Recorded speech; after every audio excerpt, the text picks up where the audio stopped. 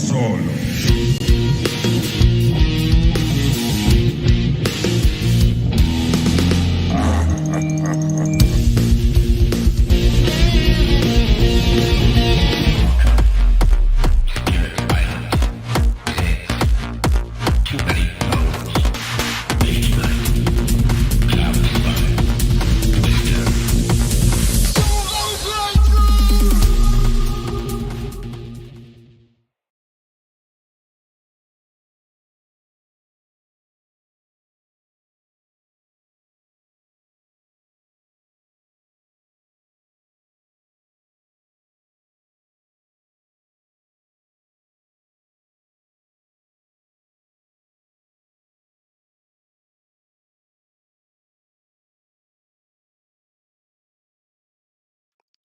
And hello! Welcome to Solo Playthroughs.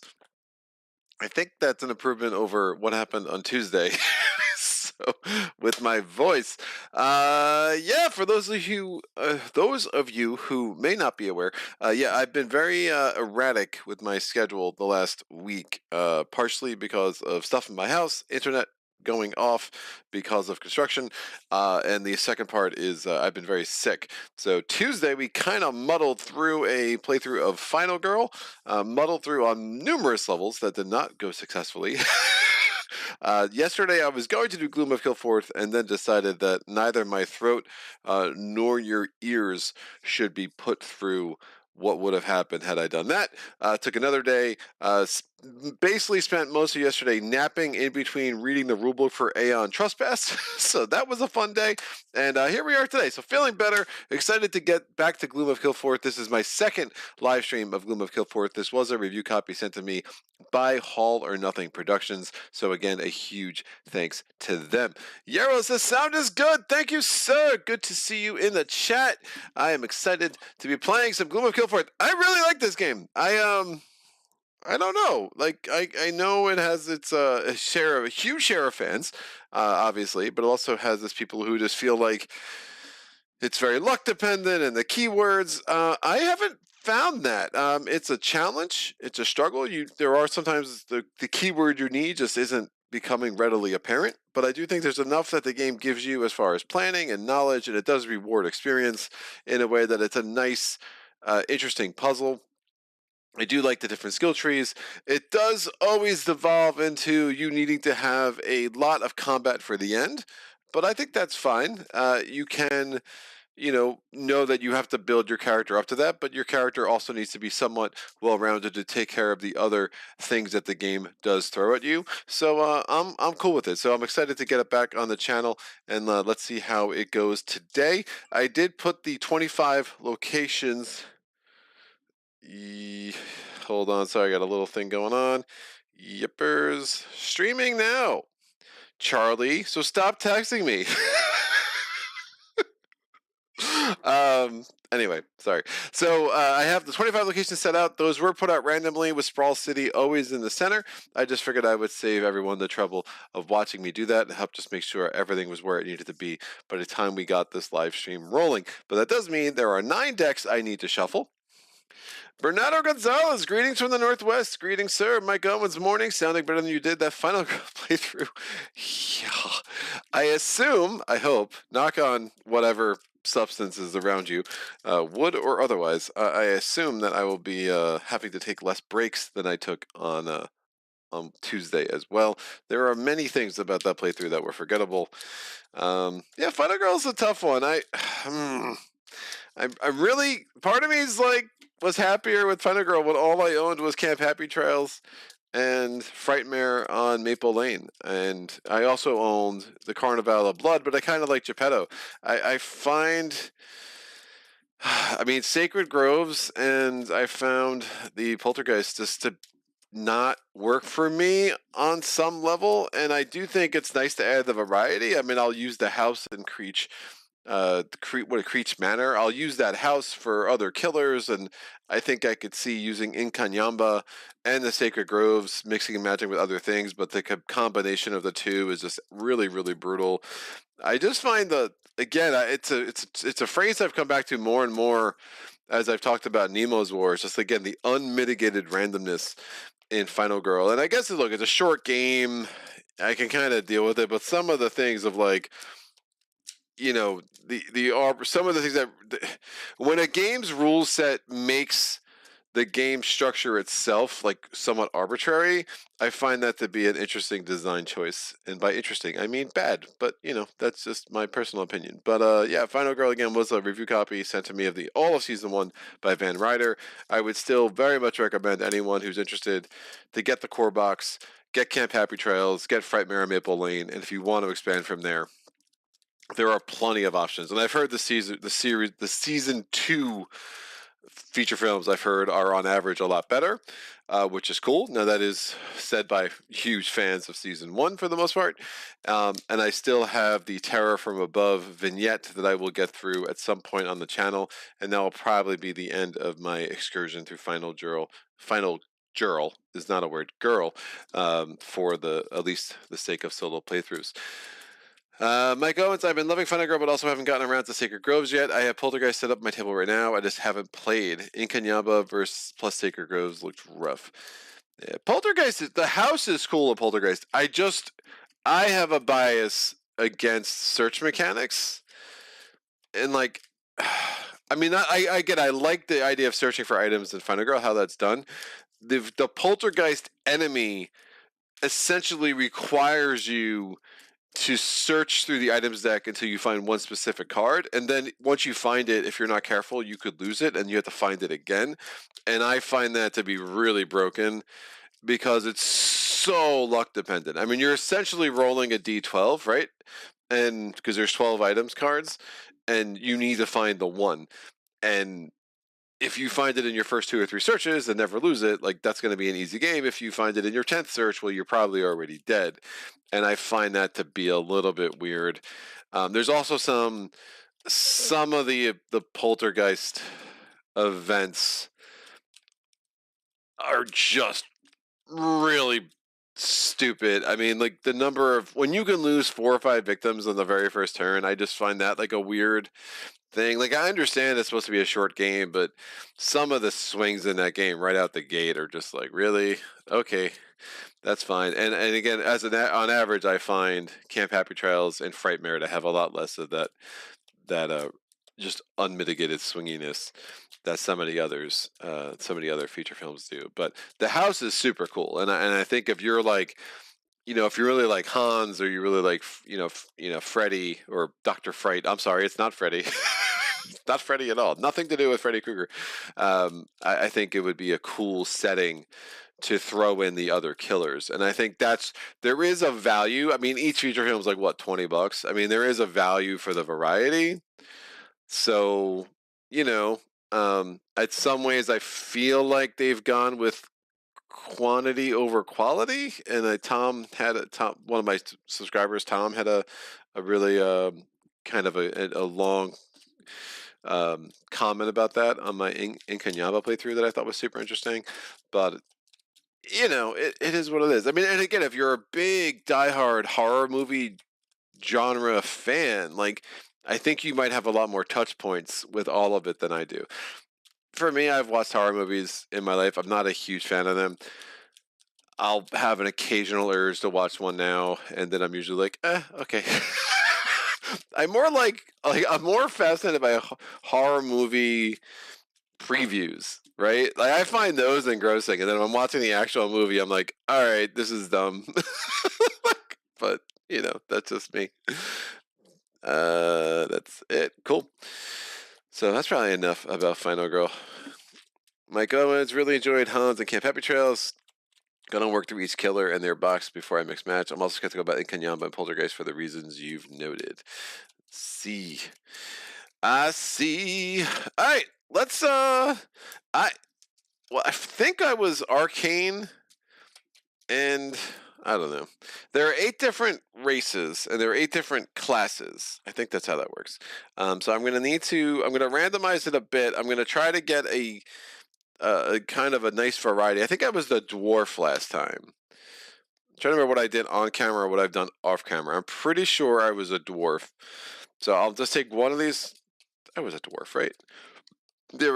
Your class card or these are your races. Your race card has a male and female art, but the stats are exactly the same. The power is exactly the same. I'm going to roll a d8 because I only have 7 of these suckers left. Booyah, I rolled a 2.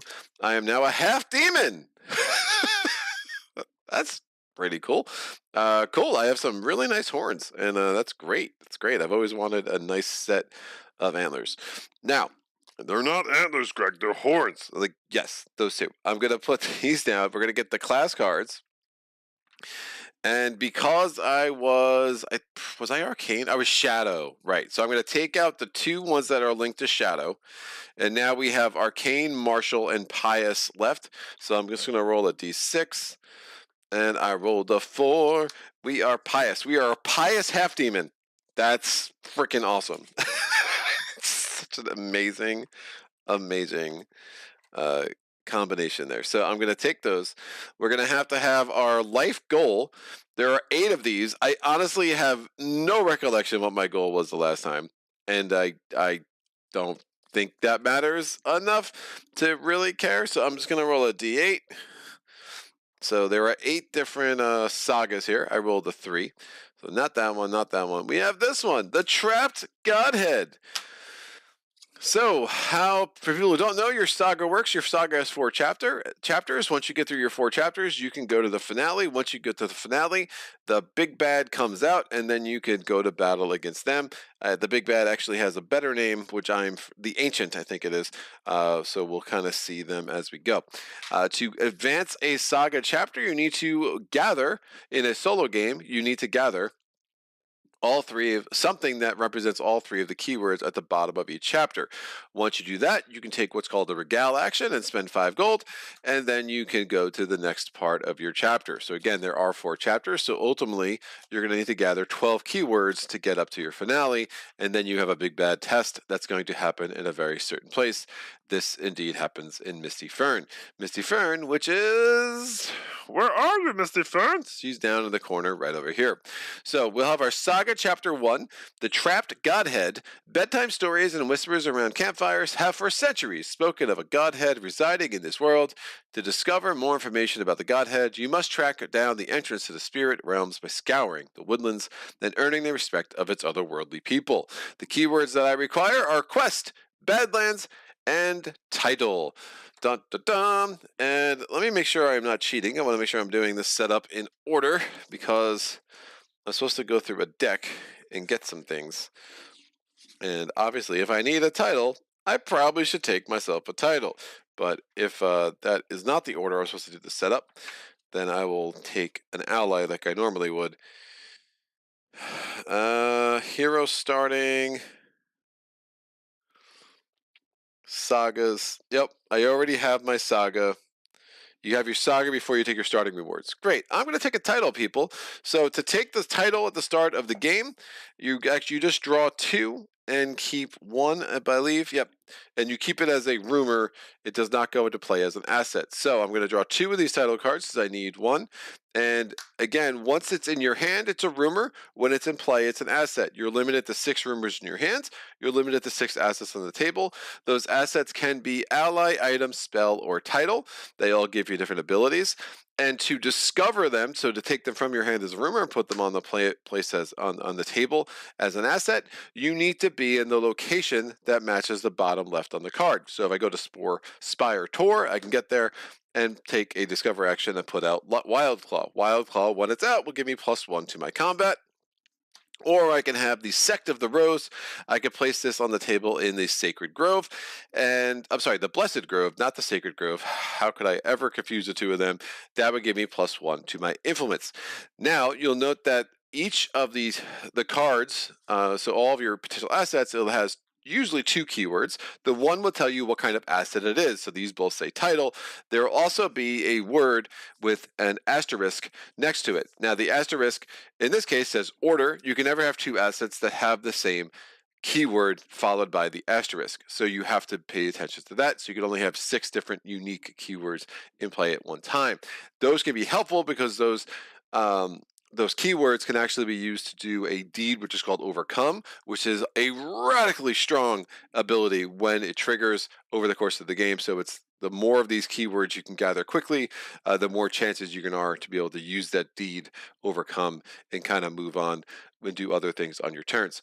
I like the +1 to my combat. Combat is something you always need to do. I already have 5 influence with this setup, so that's really bananas. So I'm going to take the Wild Claw into my hand as a rumor. I will try to keep my rumors over here, my assets over here, and if I need to rearrange this as we go, I will do that. So I'm going to take this title card and go in here. Now, the only unfortunate thing about this is it means I need to get the Spire Tour is right next to the Sprawl City, which is pretty freaking awesome. So digging that, reshuffling up the title deck.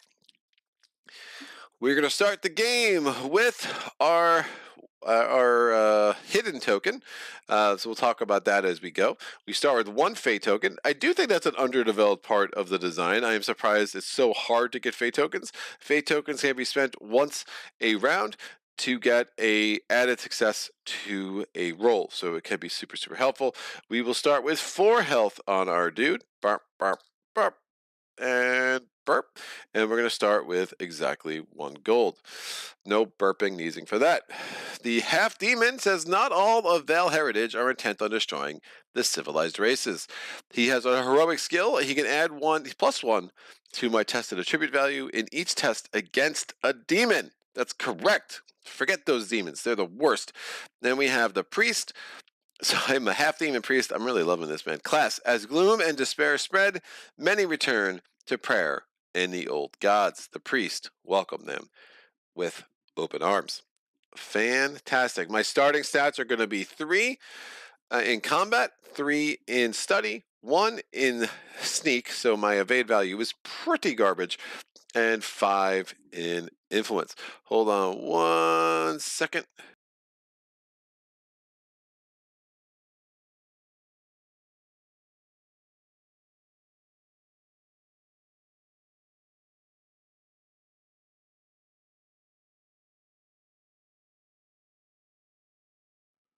Bernardo, I find that the rules of this game are very convoluted. I like the game, however. Yeah, I think that's a good word.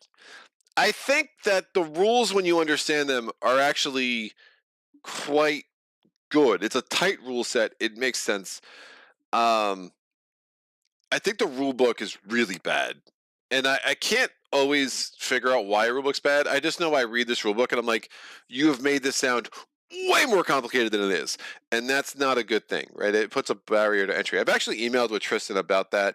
I have some ideas of why I found the rule book really like off-putting. I think a lot of it is structural more than content. I find this reference guide a nice attempt. I just find the layout very like off-putting. It is like wall of texty in a way that's not super helpful. I think that the thing with strangers especially is entirely unnecessarily confusing.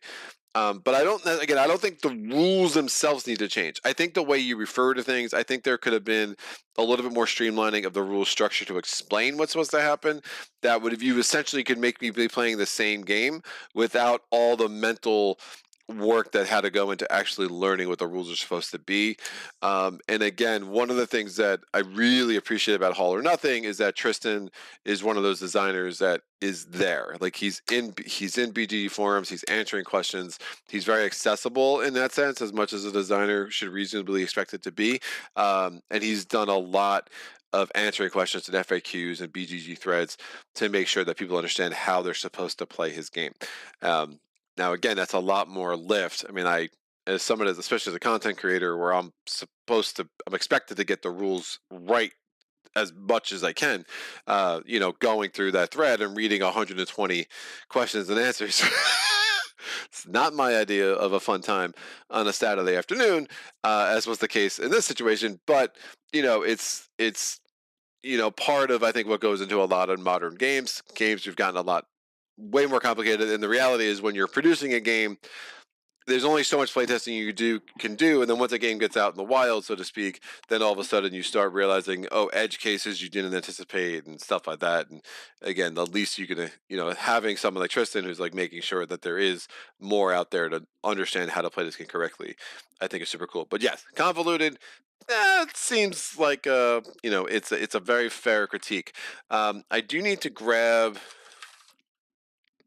I need to grab more stuff, people. I'm going to have the priest. I don't know why they have the standee linked to the class as opposed to the race. I think I would prefer the race, but what do I know? That's fine. So we're going to get the little priest thing there. Take it off the stand so it's easier to see in the camera. And we need to grab our skill cards. So I'm going to grab the pious skill set, which is a skill set I'm not entirely sure I have explored yet. So excited about that. As we go through our chapter saga, we will have the opportunity to level up every time. Each time as we go through our chapter saga, we're going to level up. We will take the skill card that corresponds to the next part of our chapter. Dude, Bernardo +1 on Tristan accessibility. Yeah, he's been pretty awesome. All right, let's make it happen, people. I start in Sprawl City because that's where we start.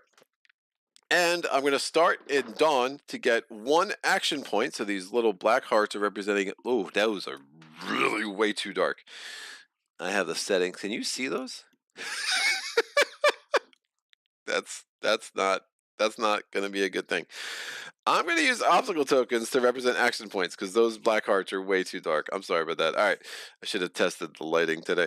So these are these are normally representing obstacles, these clouds, but I'm going to use them for action points because again, the black hearts are just not visible on camera for whatever reason. So I'm going to spend 1 action point to do a move. Oh nope. Let's not be stupid. I'm going to Spire Tour. This could get ugly, but I want to get Wild Claw out, so I'm gonna risk it. So I'm gonna. I need a Badlands thing anyway too. Woof. I need a title, a quest, and a Badlands. And Badlands are the purple.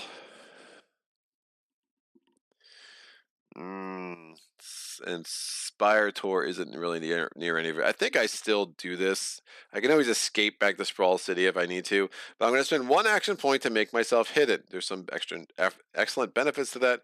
We'll see if it pays off. I'm going to spend another action point to move to Spire Tour. When I get to Spire Tour, since there is not any encounter card there, I am required to do a search action. And so we take the top card that matches the terrain that we're in. We're in a mountain, so we grab a mountain card, we flip it over. It is an event. The weakest hero performs a Fight 3 test. If I pass, I gain a title. If I fail, who cares? Now, I can still do the event. I have to do the event. I can still do the event even when I'm hidden, which is fine. My fight value is only a 3, so this is unlikely to succeed. Remember, on rolls, you only succeed with 5s or 6s. I'm going to roll my 3 fight dice. It says, without warning or choice, you are thrust into a combat arena. Bam! I rolled 0 successes. So, we do not pass this test. This card just goes away. So now there are no events there, which is fine. My third action, I'm going to discover. I'm going to take Wild Claw out of my hand as a rumor and put it in play now as an asset. So that gives me the order thing. The flavor text here is to deal with anyone outside their tribe is unusual, but taking a stranger as one of their own is unheard of.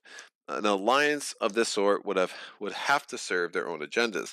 Not exactly sure what's going on there, but as always, the art is amazing in this game. So that is my third action. Was to my first action was to hide. My second action was to move. My third action was to discover. My fourth action, I could go to this dead swamp.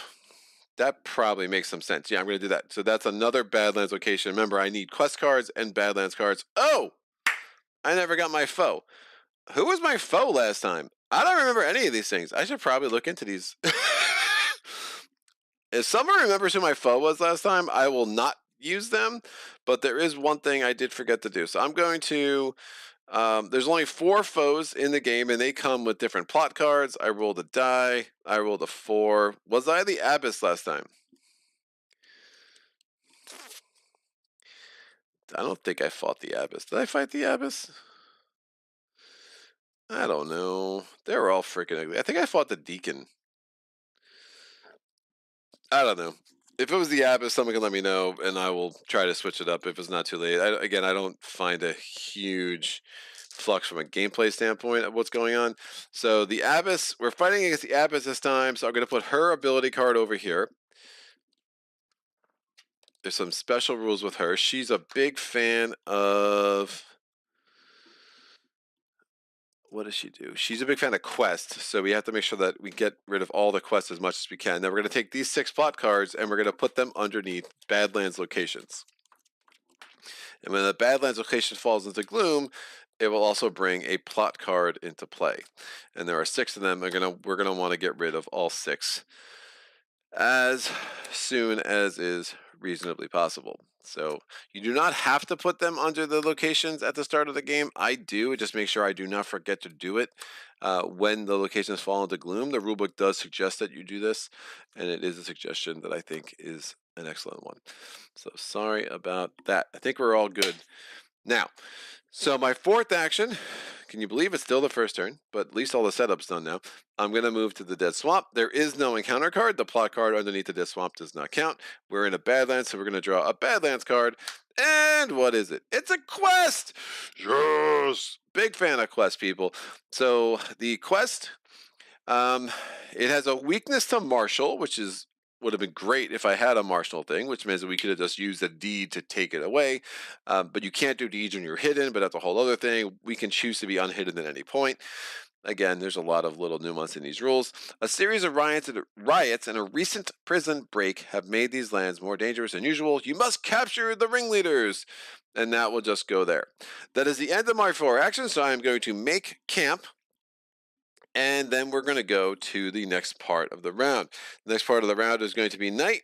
If we were at a Gloom location, we would lose 1 health, which would not be a great thing. And now instead, we're going to draw the top night card. The top night card says Freezing Snow. It's a weather card. Place 1 obstacle at each location for each quest that it has. So this gets an obstacle. It actually goes on the location, not on the card. This means that we can't actually engage with the encounter there until we spend an action to remove the obstacle. So it's not the worst. And now when a quest enters play, place an obstacle at its location. That has a map effect. So that's an effect as long as this weather card is active. There can only be 1 weather card active at a time. So as soon as we draw another one from the night deck, that will go away. However, that doesn't mean the Dark Mire goes into Gloom. The Dark Mire is up here. And since this is a Badlands location, additionally, we're going to pull out our first plot card of the game. We have the Colony of Penance. Quest, destroy. This house of rot has come together because the people are without hope. You can see the pain and madness etched into their expressions, and the air is thick with a palpable remorse. It will take the concerted efforts of a brave few to give these poor souls a new direction. But the longer you stay here, the more you begin to feel the futility set in. To defeat this, we just have to spend a gold. If we defeat it, we also get to draw from this little loot bag, which is nice. If we don't defeat it, when the Abyss comes into play late game, not only will she have an additional health because of this quest being on the board, all skills will be treated as though the ability text and attribute bonuses are blank, which is really not a thing. Again, the skills are these little mini cards over here. Now, this is a quest, so because of the freezing snow, it will also get an obstacle put on it, and that's, well, at least an obstacle put on the location, so that's not great. Now, it does not count as an encounter card, so if we go there, we will have to do the guaranteed search, and, we'll have to deal with all of the things that come with that. Now, so that was all of night. We had something go into Gloom. We put out a plot card. Now we go to Dawn. In Dawn, we're going to become unhidden, and we are going to get our allotment of actions. I'm going to get 4 actions. Again, 1 action for each health point I have. I'm going to take 1 action to actually clear off this obstacle. I'm going to do another action to start to tackle this quest. This quest, I can try to test my study value against it, but again, my study value is only a 3. I would need 2 successes, or I can test my influence value against it. My influence value is a 5, 3 plus 2, and I need 3 successes. So I'm going to spend my second action to test it with my influence value. And I rolled 1 huge success. So I'm going to put anything on there to indicate a success. I'm just going to get a die here. So we have 1 success. I'm going to use another action to roll with my influence value. I would like 2 successes, please, because I've only rolled 1 success and 2 rolls so far. Oh, that's going really good for me. All right. We got a second success. I'm killing it today. And now my last action. If I don't succeed on this one, that's going to be very sad because all successes go away at nightfall, and I don't really feel like spending my fate right now. Oh, look at me getting 3 successes on one roll when I only needed 1. That sounds about how I roll. So I succeeded in doing this, and now I have choices to make. I can either get the value in money that's in the bottom right here, which is 2 coins, or I could take a random thing from this loot bag. The loot bag has a couple things that troll you. I like the 2 money. It is what it is. I play very conservatively when it comes to loot bag versus just taking the money that's guaranteed. I'm here. Additionally, I can either discard this card and get a corresponding item that relates to that symbol, and I would take it as a rumor, which again, I could go to the location and put it in play, or I can take the card itself as a rumor. Then remember, I need a Badlands card and a quest card, so I'm actually going to keep that card right here because it actually satisfies both. Now, I could always do a search here to get another Badlands card and hopefully do a Regal as soon as next turn or two. Remember, we only have 25 turns. As soon as this deck is empty, the game is over. So, and there's 1 card in there for every location to play. So you have 25 turns to get this done, and you have to get through 4 cards of finale and defeat the big bad. So your timing, time is of the essence from the very beginning. Mike Owens, Greg, you're using all your good rolls at the beginning of the game. Bernardo needs to run, work, and wants the recording later. Thank you, sir. Have a great day. Appreciate the extra comments. All right, let's make this happen. So that is the end of my second round. I make camp. We go to nightfall. Is it a weather card? Oh, it's not a weather card. But Sprawl City has gone into Civil War, which is a bad thing to happen so early. So Civil War breaks out, and now the Sprawl City has fallen to gloom, and that is a thing. So Sprawl City is a nice place to go because you can go to the market there. Now we can still go to the market there, but again, we have to leave before nightfall. Otherwise, we take damage, and that's unfortunate. We're going to go to the next day. I'm going to grab 3 of those. I still need a Badlands card. Now, I have no encounters at my location. I have no obstacles present at my location, and I'm not in Sprawl City. So I'm going to spend my first action to hide. I think that still makes sense. Yep. I'm spend my second action to search where I can go through this deck. I can pull the top card of the deck and have it come into the Dead Swamp. So again, Badlands card comes to the Dead Swamp. It's another quest. Most excellent. Oh, that is the greatest of quests. Ooh, super interesting. There's a lot of things I like about that quest.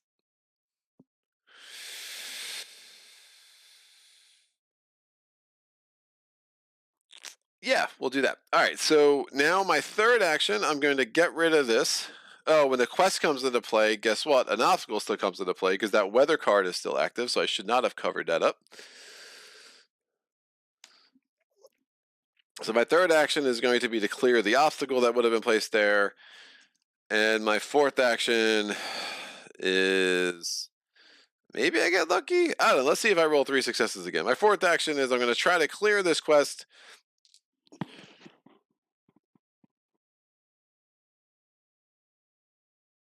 Man, I'm trying to do a doubleheader tomorrow. I think that's not going to happen. I think I'm going to do the 1 live stream tomorrow. So if I can get 3 successes again, 3 successes! It's a miracle. All right, look at us, people. So I got 3 successes, a 5 and 2 6s. And so I can grab this card. It gives me 3 money. Again, the Sprawl's supply routes need to be reopened. Find a safe path to the nearest city. So I get 3 money. So that gives me a total of 6 money.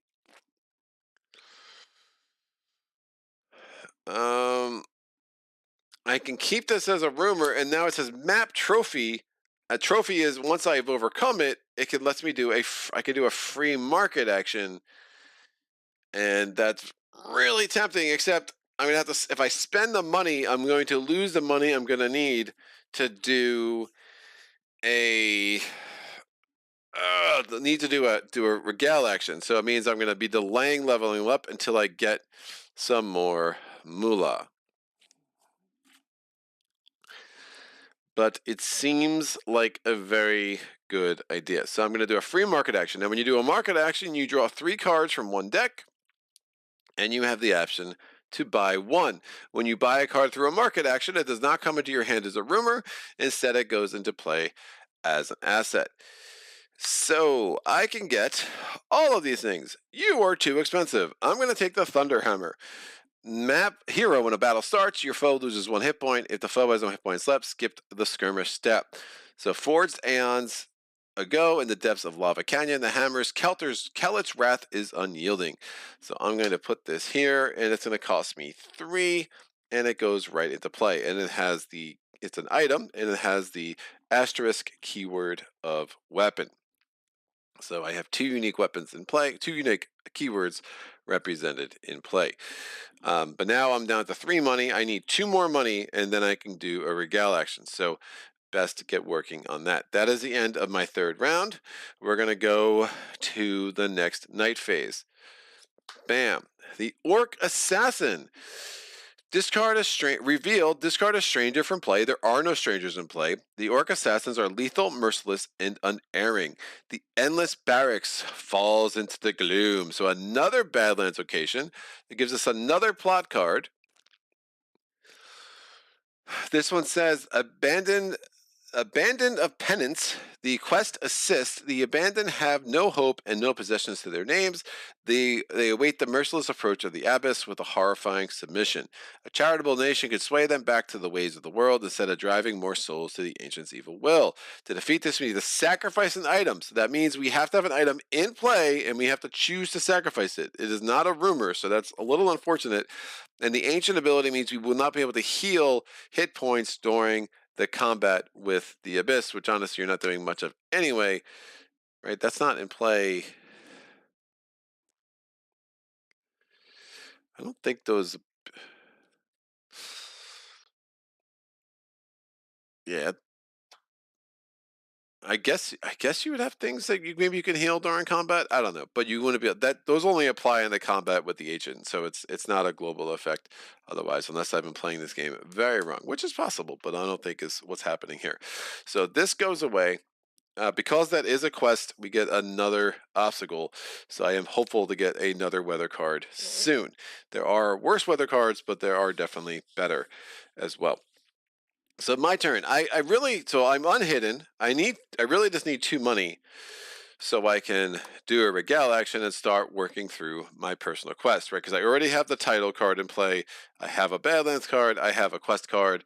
I'm going to look ahead a little bit. Forest Place spell. Again, there's like, is that totally by the book? Honestly, if I played this game enough, I would know what's coming up next anyway. I'm not that worried about it. But you can send complaints to Solo Playthroughs Philadelphia. I assure you it will get to me. Forest Place spell. Great. So I'm going to spend 1 action. I get my 4 action points, represented by little clouds today instead of black hearts. I'm going to spend 1 to become hidden. I'm going to spend 1 to move over here. There are no encounters in the hidden woods, so we grab the top card. Oh, here we go. Ooh, super interesting. Feared by orcs and barbarians alike, it warded violence and nurtured peace. It has a map trophy ability of a spell. I think those also come right into play when you get it as a trophy. So there's a lot of really good cards coming out early. 24. Municipal blah. Yep, when a trophy reward may be put into play as an asset immediately. So definitely digging that. I needed the place. I don't have the greatest of study or sneak values, but I should be able to get that done next turn, if not this turn. It also gives me 2 money, so I'll be able to do the Gale action. So a lot of really good things happening with that 1 card. Again, it's placed in Forest as well, which I'm going to need for my next chapter in my personal saga. So I'm going to spend 1 action. I'm going to do a test against a 3. I'm rolling 3 dice because this is what my study value is. I got 1 success. And then I'm going to spend my last action to do it again. So the hidden thing hasn't paid off for me, but if I came into an enemy, I would have really appreciated it. So I don't Definitely, I don't really regret wasting actions on getting hidden at all. And I got one success. Ah, man. I'm so tempted to just spend my fate and get this done because that could get ugly. Why not? So I'm going to spend my fate. I haven't spent fate yet today, so I'm out of fate, but that gives me 3 successes. Don't mind it at all. I'm going to get the Sanctified Altar. That gives me 2 money. And I get to keep this as a rumor. And again, map trophy, I gain a spell. I take the top card of the spell deck. I put it into play. Now, I can only use that if I have a study value of 3, which I do. It has a deed veil. As you move, relocate to any location. Whoa! Doors through the veil are many and useful, but known only to few. That is an unbelievable ability. Yikes. Okay. That can't be right, right? Am I reading this wrong? As a move action, relocate to any location. Yeah, kinetic. So once a turn, I can basically, as a move action, so it says deed, so I have to exhaust it. And if it had any bonuses, the bonuses no longer apply until it's unveiled. But once a turn, I can move anywhere I want on the board. That is an unbelievably good ability. This is starting up very well, which makes me nervous because that's not going to continue. So we're done with that. Let's move on. We're going to go to the end of the turn. So again, these are my rumors. These are my assets. I have 3 assets already before I've even leveled up once, which is pretty sick. We draw our 4th night card. It's another weather. Great. Revealed. Place 1 obstacle at each location for each place it has. There are no places on the board because I've already taken the 2 that were there. And now, or the 1 that was there, I'm sorry.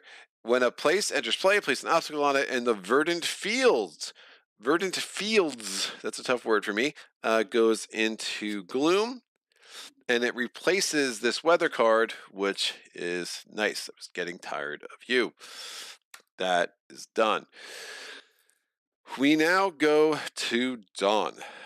I am going to do interesting things. I'm going to spend my first action to do a regale action. So I'm no longer hidden. Again, you become unhidden every dawn. I'm spending 5 money, and I'm going to finish chapter 1 of my saga. So I'm going to take each keyword in turn. Badlands. I have a Badlands card. I'm going to discard it. I'm going to put it underneath the Badlands deck face up. Quest. I have a quest card. I'm going to discard it. Put it underneath the Badlands deck face up. Indicate that I've already done those cards. And title. I have a title card in play. I can choose to discard this card to get the money, or just be like, yep, title card's in play. Great. I have successfully completed chapter 1. We flip this over and get to chapter 2. The Trapped Godhead, Saga Chapter 2. Your quest leads you to an ancient, frightening dwelling. The woodland spirits who live there lament that their god is missing, and their avowed enemy seeks to destroy him. To earn their trust, you must first demonstrate your arcane aptitude. Forest, place, and spell. I have a spell in play, and I already have a forest and a place, so I need a forest or a place, and I can finish chapter 2. But again, I'm broke. I have no money, so I will need to get 5 money to make this happen. Additionally, since I leveled up, I'm going to get 1 extra health, which means I will start every turn with 1 extra action point. Now remember, I have 3 action points left this turn because I had 4 because I started with 4 health. I spent 1 to do this regale action, and now I can get a level 1 skill. I don't know the pious tree very well. Oh, well, hey now. Hold on 1 sec.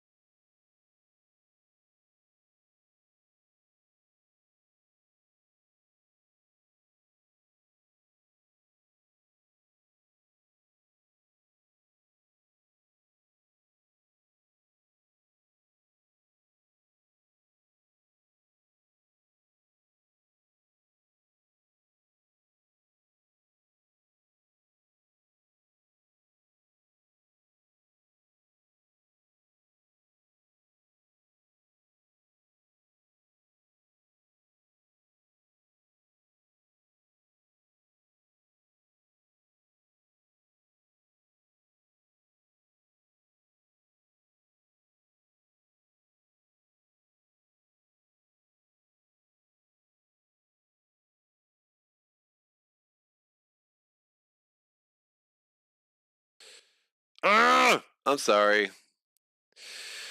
What was the last thing I said? Sorry, I was coughing. Somebody tell me what the last thing I said was.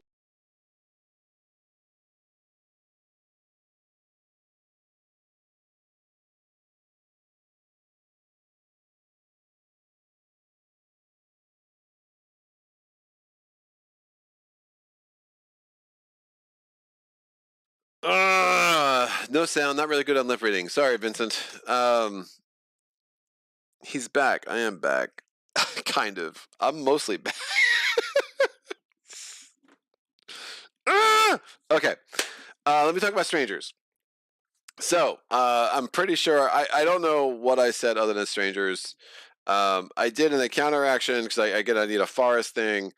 So I my first action was regale. What I was only 30 seconds. All right. Maybe I hit this button. I don't know. That's really weird. So I will talk about strangers one more time. So again, my first action was regale. My second action was to hide. My third action was to search. Then I drew a stranger. Now I can confront the stranger. If I confront the stranger, I have to lose the hidden. I cannot confront the stranger while I'm hidden. If I confront them, it's an action, and I could choose to use that action to make the stranger my enemy. Then we have to do a normal combat. Now, this guy is a thief. Karamuric was known by some as the Lord of Thieves. When he's on the map. When I start an influence test, I have to perform a sneak 3. If I fail, I have to pay 1 gold to lose a hit point. Now, my sneak value is only a 1, so I would be losing a hit point. Sorry, guaranteed going in, and that's fine as long as I pass the influence test. Now, his influence value is only a 2. I'm rolling 5 dice. I'll most likely get at least 1 success. The problem is if I do an influence test and I get zeros, and I don't get any successes that first turn, that's unfortunate because that means that he's going to become my enemy guaranteed, and then I have to fight him anyway. His fight value is a 4. He only has 2 health. My fat value against him would be a 1, 2, 3, 4. So again, wouldn't it be awful? Remember, I already spent my fate token, so that's not great. The other thing with strangers, so if I don't make them my enemy, then again I have to start. I just do the influence sense. So I never actually finish that thought. So I have 2 options how to deal with this dude. Both require an action. Both require me not to be hidden. But the one is I can try to influence them, which is an influence test straight up. This guy has a special thing. An influence test is going to make me lose a health point because my sneak value is so low. The other way is I can just basically make them an enemy right off the bat, which is what I would do with a lot of other builds where my influence value might not be as high, and I just want to smash this. Your foe loses 1 hit point. Yeah, if I fight him, he's gonna have 1 hit point anyway. The question is, if I roll 4 dice against me, there's a good chance that he's gonna do. Man, it might just make sense just to fight him.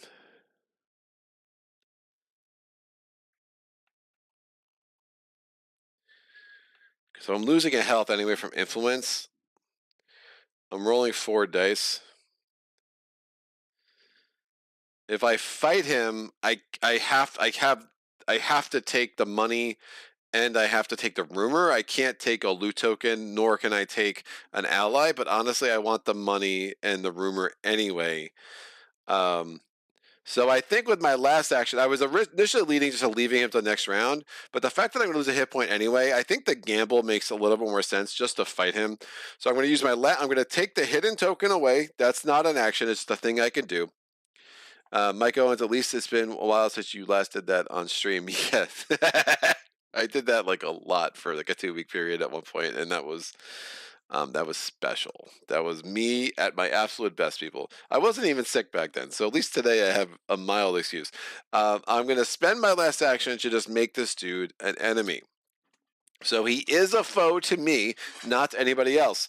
If you're playing in a multiplayer game, everybody has their own color skull tokens to show that a stranger is an enemy to that player. So technically, I am the red player. He is only an enemy to me, but he's still a foe. So you best believe that when a battle starts with my Thunder Hammer, I'm putting 1 damage on him right away. And now we go to battle. He's rolling 4 dice against me. I'm rolling 1, 2, 3, 4 dice against him. I will just roll these big, chunky red dice for him, and I'll roll the normal black dice for me. I just need 1 success, please. I rolled 0 successes. He rolled 0 successes. We're both really bad at fighting. So, for like two blind ninjas in the woods, we're going to go at each other again for the second round since, we're both still alive. And I rolled 1 success, and he rolled 1 success. So I lose 1 health. Now, I was going to lose a health anyway because of the influence test, so this worked out for me.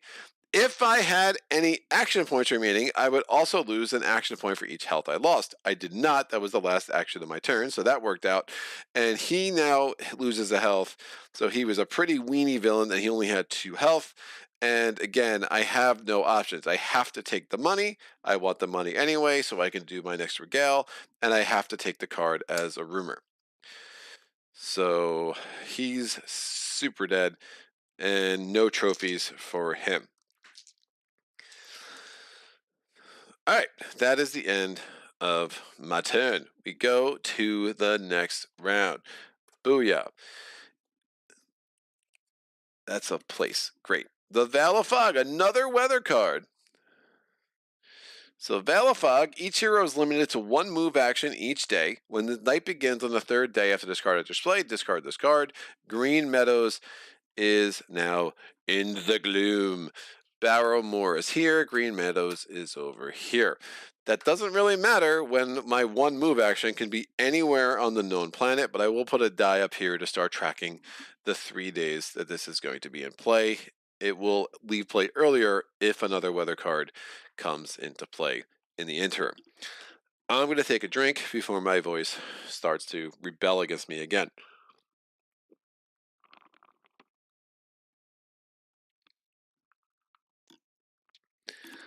Whew. All right. I need money. Just lots of money. And I'm going to cheat again and see what's going on with Chapter 3. I need an enemy, an ally, and a place. Okay.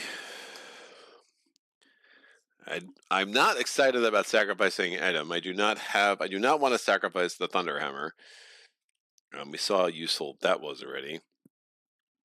Getting rid of that's not a big deal, but I probably don't want to go up there until the Wretched Bog and Barren Waste are out, because then I can just wipe out all 3 in like 1 more action.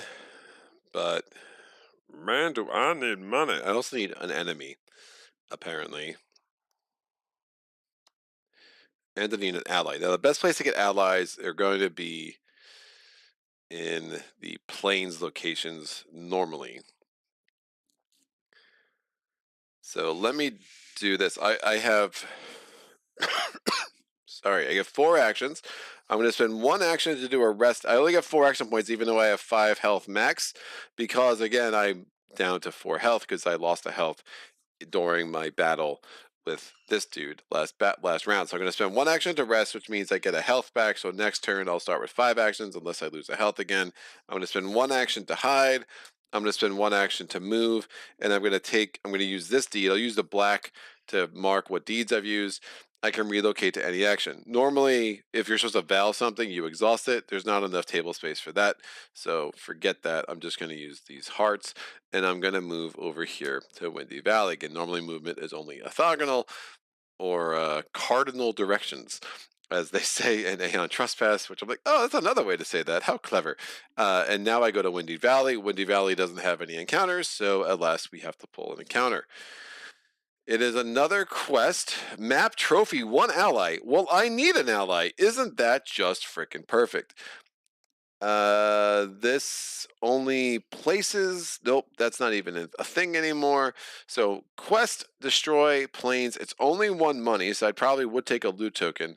I will definitely take that ally though, and I might grab a spell as well instead of taking this as a rumor. I don't think I need this for chapter 3. Yep. Okay. I won't cheat, so I won't look at chapter 4, but looking at the rest is fine. I have 1 more action. There is really no point in trying. I need 5 influence or 4 study. Yeah, that's not going to happen. So I'm just going to chill and waste my last action. That's the end of my turn. That is the first day that we got tonight that the Veil of Fog is still in play. We draw a night card. It is a quest. The open heath falls into the gloom. We are just smashing the plains. Is this where I am? Nope, that's Windy Valley. Open heath is up here. All right. Rosen Pilgrimage. The Rosen Knights' forces are strained by the gathering evils, yet they fight on with undying zeal. It is a quest and a Zeke. Now, remember, a Seek, not a Zeke. I don't know what that is. Remember, we want to get all quest off the board because quest only help the Abbess. They give her a lot more health, so that would be another place we might be heading to start clearing that off. We go to my next turn. I'm no longer hidden. This is unveiled. And I'm going to get 5 action points because I have 5 health. I'm going to spend 1 action point, and we're going to start testing against this influence. Again, I need 5 successes. My influence value is a 5. Let's see how this goes. I got 3 successes right off the bat. I will not complain against that. And now I'm going to do a second action. I'm rolling 5 dice. I need 2 more successes. I got 0 successes, so that evened out. My third action, I'm going to roll 5 dice. I got 2 successes. Excellent. 3 actions, 5 successes, 15 dice. That's good. We are going to do this. I'm going to choose to get a loot token instead of the 1 money. Get a little gambly here. Give me money. Give me 3 money. Give me 4 money. Don't make me lose a health. I don't know. And nothing. I got nothing. I love the loot bag so much. It's so great. I'm gonna. I don't want this card. I'm gonna get a spell card instead. We got a combat card, death, deed, sacrifice, defeat a humanoid enemy at your location. It comes to us all, but with an incantation, you can hasten its visit. Again, it comes into my hand as a rumor. I can put it into play at the Wretched Bog. The Wretched Bog is up here. It's a nice little sacrifice. Wouldn't it be the worst idea? This will now go away. And then additionally, there's a map trophy. I get 1 ally, which since it's a trophy, I can put it directly into play. We have a pastor, +1 influence. When all else fails, we trust direct our prayers to the old gods. Now, the pastor has pious. I already have pious, but this is not a unique keyword. So this is the only asset I can have that has pious. This is not considered an asset. This doesn't have an asterisk. This does. So that's one of the weird wrinkles of this game. I don't know why that's not. I don't know. It is what it is. But we get +1 influence. If that's wrong, then that should have an asterisk in my mind, but I'm pretty sure that's right, that this won't actually work to prevent me from taking this. If it did, that'd be super, super unfortunate. But now I have another keyword, which is fantastic. So again, rumors, assets, 4 assets is super nice. I have what I need to pass this. I just need the money, right? Yeah, that's where I'm 3 money away from being able to get this done. Woo! All right. Mike Owens, at least it's been a while since you did last. Oh, Marty, what's up, sir? Marhaba. What's going on? Hope you feel better. I'm getting there. I'm getting there. I have 2 more actions. I need money. Can I sell health for money? I want money. Give me money. Oh, do I dare take on an enemy? I'm gonna need to kill someone at some point. When you rest, heal, an extra AP, a hit point, I just realized how good that is. Like, that's really, yeah, these are really sick abilities, dude. Everything's going very well, which is scary. I still have to sacrifice an item. And maybe I just lose the Thunder Hammer, but woof. That is not what I want to do. All right, I'm going to spend an action to hide because I just always want to be hidden. And I'm going to spend an action to move into the Lava Canyon because it's not into Gloom yet. That means I have to pull the top card from here. It is an enemy. Weakness Shadow. I don't have Shadow. What is going on? All right, the Goblin's mountain cousins are more powerful but slower than their smaller brethren. He's also fairly easy to evade, but I'm not trying to evade him. Mm. I don't know if I want to keep him as a rumor either. I might try to get an item from him, and then because I do want to get an item to sacrifice to that. Interesting. All right. So the Hobgoblin, if I had a shadow thing over here, I don't have Pious Kinetic Weapon in order, I'd be good. Now, I am hidden, so I have two options here. My first option is I could take the fact that I'm hidden and do a sneak test against him. But if I fail the sneak test, he has +1 die against me in combat. So that's like a bad idea. Or the fact that I'm hidden, I can have the element of surprise against him, so I can take this off.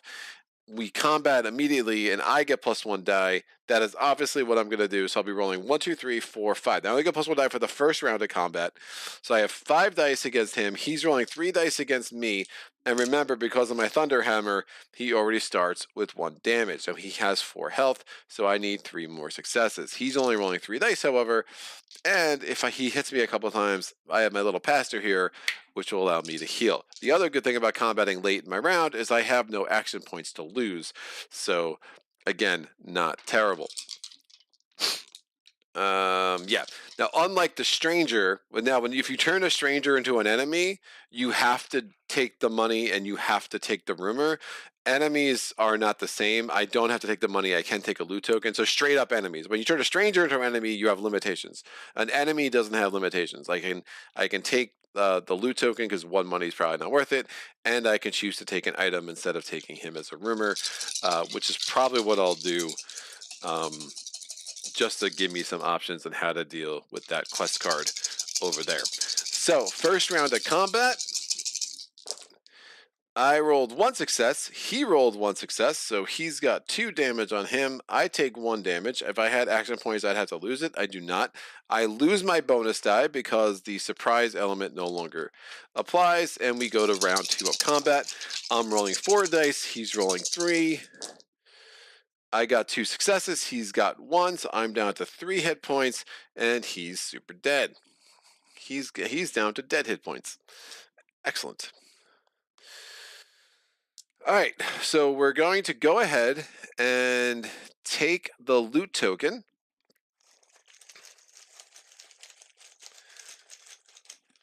Give me 3 money. 3 money. He wasn't a demon, right? No, it's a blessing. +2 fight for 1 battle round. Okay, those tokens you can store and use them when you want. I can take him as a rumor or take an item. I will take an item card. It is another weapon. I could put it into play at the Verdant Fields, and it's +2 combat. The gilded sword of Arthur hummed as it cut through the air, its blade sharp enough to slice. So I would not be able to have the Thunder Hammer and the gilded sword. I probably will sacrifice the Thunder Hammer, and I could put the gilded sword into play in the Verdant Fields. So again, that's a pretty good weapon to have.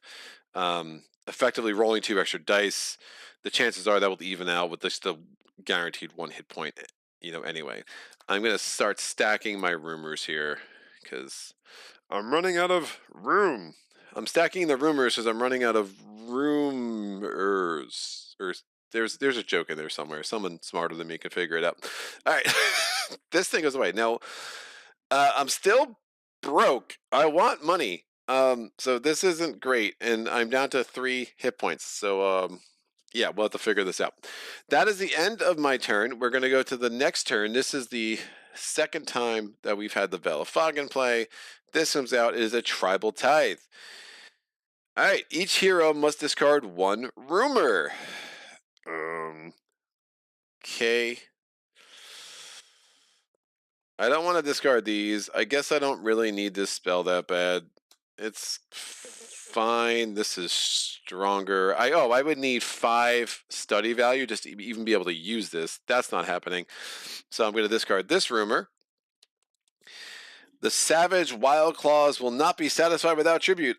Dude, I'm one of you. What are you doing? I think it's the same woman. I think it's the same art. Oh my gosh. That's crazy. You turned on me. Why? What did I do to you? All right. The Shrouded Glade is going to go into the gloom, and that is all. That is out. All right. I'm going to get 3 action points at the beginning of the next round. I'm going to spend 1 to rest, which gives me 2 health back because it's 1 health plus 1 health because of the priest. Ah. Well.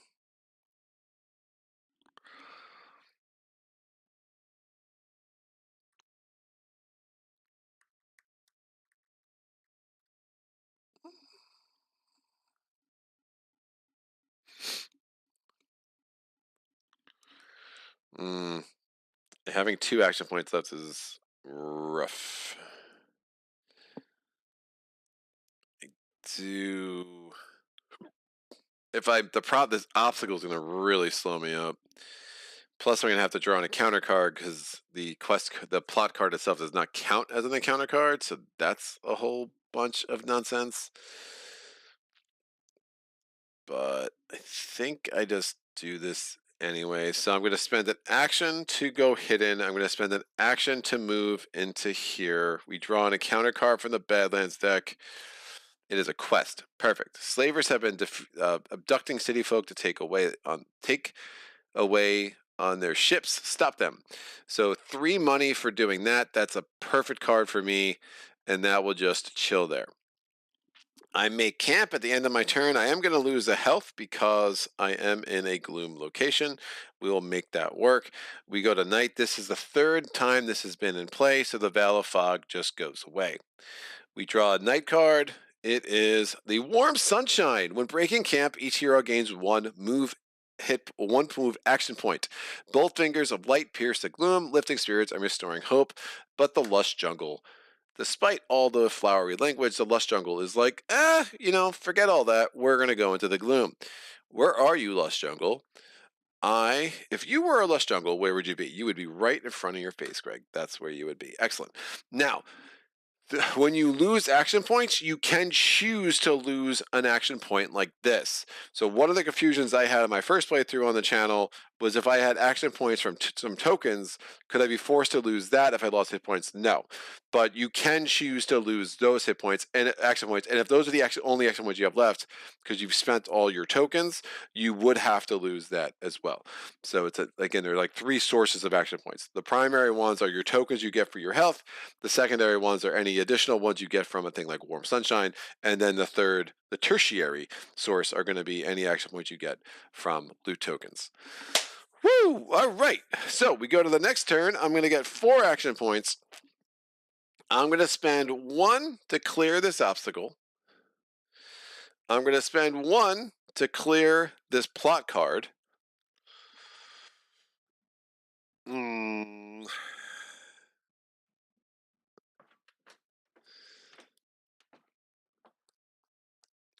man.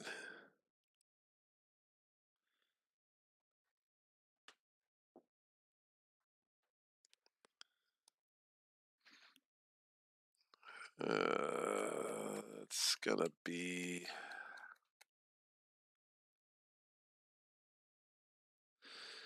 Maybe I don't clear the plot card yet. I had to clear the obstacle anyway. Maybe I try to clear the encounter card first. I like that a little bit better. So I'm going to spend 1 to start my first attempt at clearing this encounter card. So I'm rolling 3 dice. I need 3 successes, and hopefully I can get this done this turn, which will really make my next turn pretty obvious. No successes in my first roll. This is going well. I'm no longer hidden, by the way.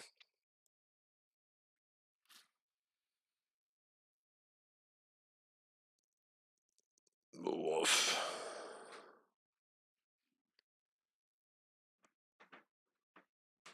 I really want to do that one. I really want to do it. I can only do... Woof. 6 more dice. I'm gambling. I definitely have to overcome the odds on this one. Now I'm going to spend another action to clear out this plot card. So I sacrifice the Thunderhammer to defeat this thing. Now I take this into my hand as a rumor. So this quest assist thing goes into my hand. Additionally, I get 1 loot. Hopefully this loot is awesome. What's up, man? Oh, you need to get over there? Uh-oh. Hold on one sec, guys. I'm taking a break.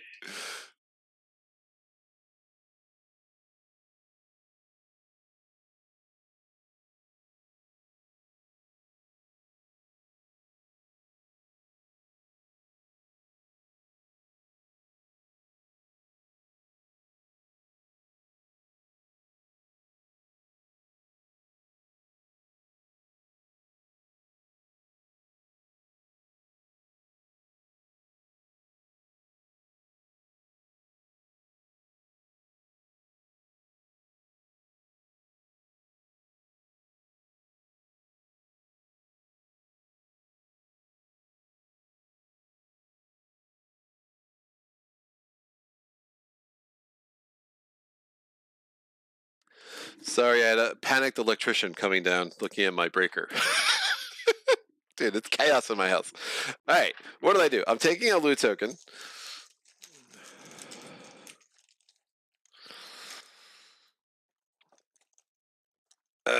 What did we get? It's 4 gold! That's so much gold! It's way too much gold. Regale actions, can I?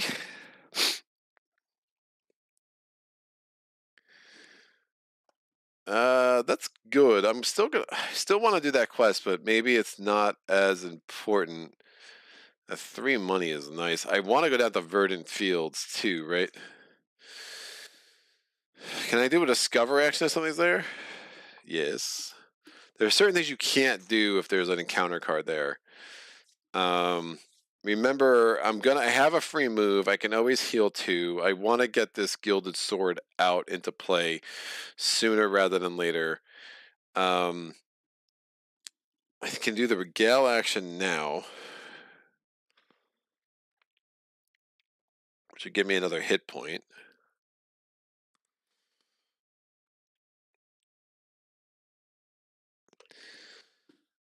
If I move there, the problem is I draw another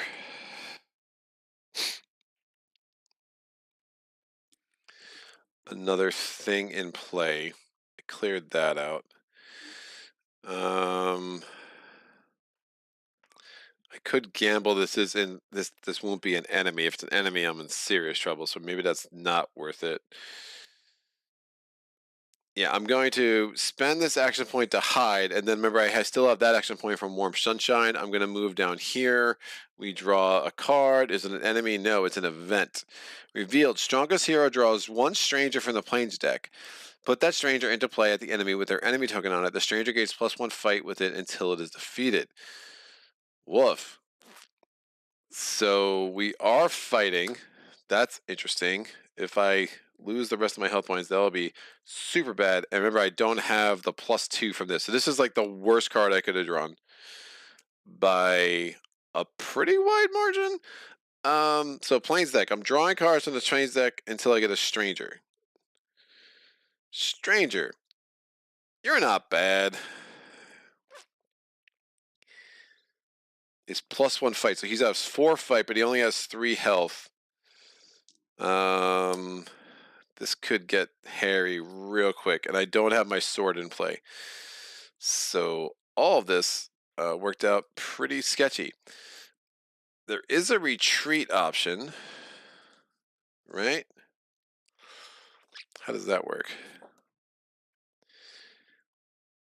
Here, may recall to the nearest enemy-free location, immediately camp. In this case, the enemy fully heals. But that's after the first battle. So we engage. I can't possibly... Well, I could try to sneak against him. So he gets my enemy token. There's a lot of weirdness to how this rule works out. Put a stranger into play location with the enemy token on it. I still wouldn't get surprised, but I don't think... Yeah, I still can't get surprised against him. But I think he engages me? Or can I get surprised against him because now he works like a normal enemy? I don't know. All of that's very confusing. I'm assuming I can't get surprised against a stranger, even though he has my enemy token, but we have to engage.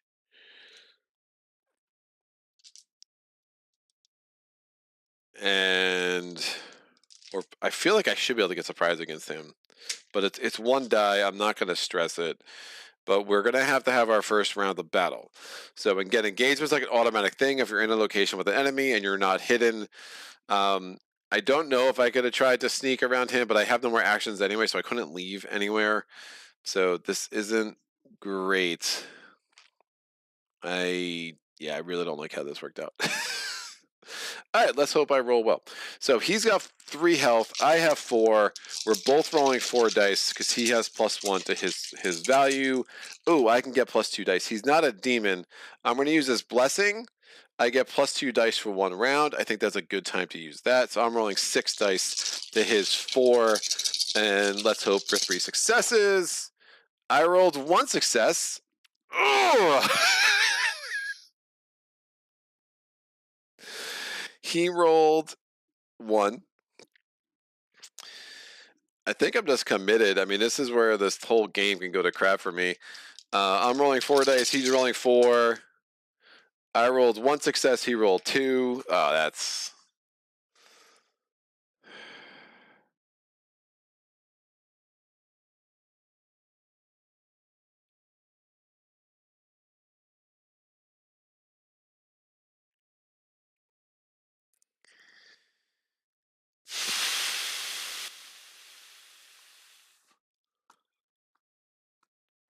I'm going to die and lose all my gold.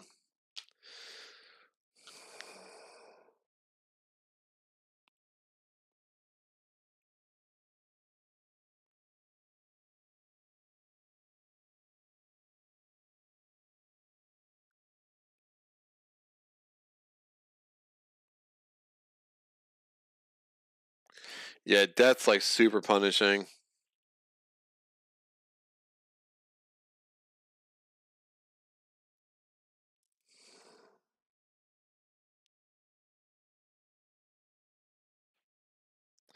I'm going to die because either way I'm in a gloom location. So the game is pretty much over at this point.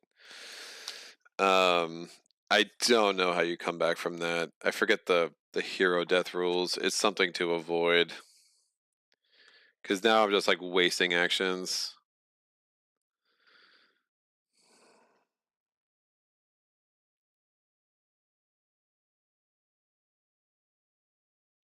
Battle rounds.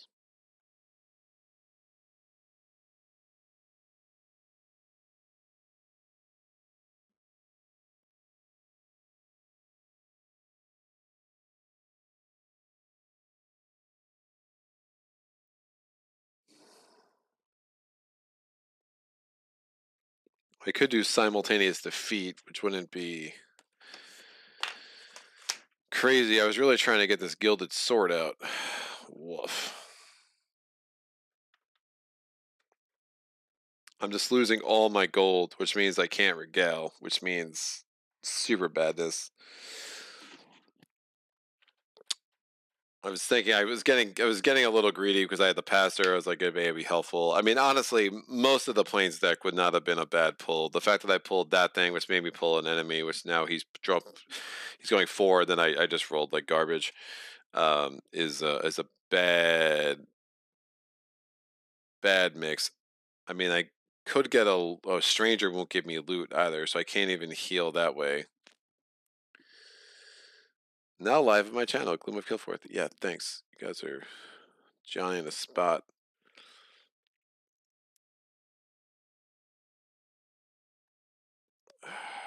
It's really bad.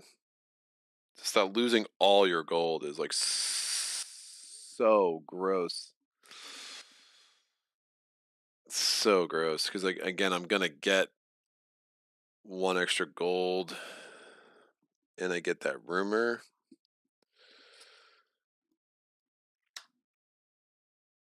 Ugh.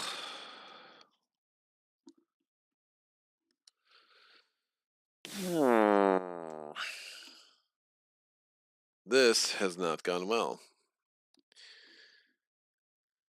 All right, well, we gotta do 1 more battle at this point. If I'm gonna die anyway, I might as well just try to take him down with me. So we'll see if I can roll 1 success.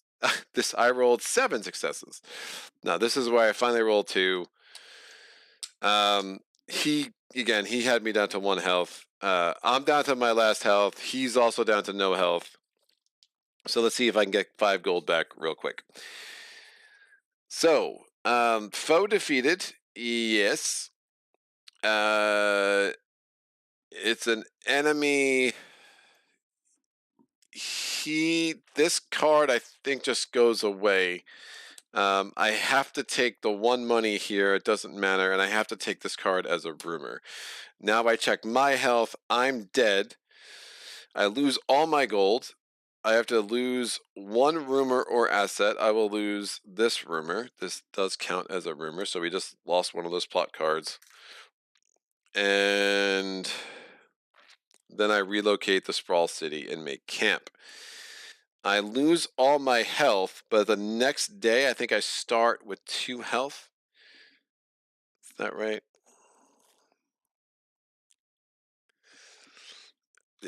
Dude, this player aid is like kind of helpful. Defeated heroes regain 2 and start in Dawn. Great. So in the Gloomer, I can't lose any more health. So even though Sprawl City is, in negative, like it's fine. I'm already, it's Sprawl City is in Gloom. It's fine. I'm already, at 0 health. But again, I'm more upset about losing the 5 money because now I can't regale, and that's going to be the bigger issue because I have what I need to regale. Now I can't do it. And I never got the Gilded Sword out. And I have to be at a place without encounter cards to rest, which means I could just rest in Sprawl City, so that's at least somewhat helpful. So that's it. We go to night. We draw a night card. Please don't replace that weather card. Excellent.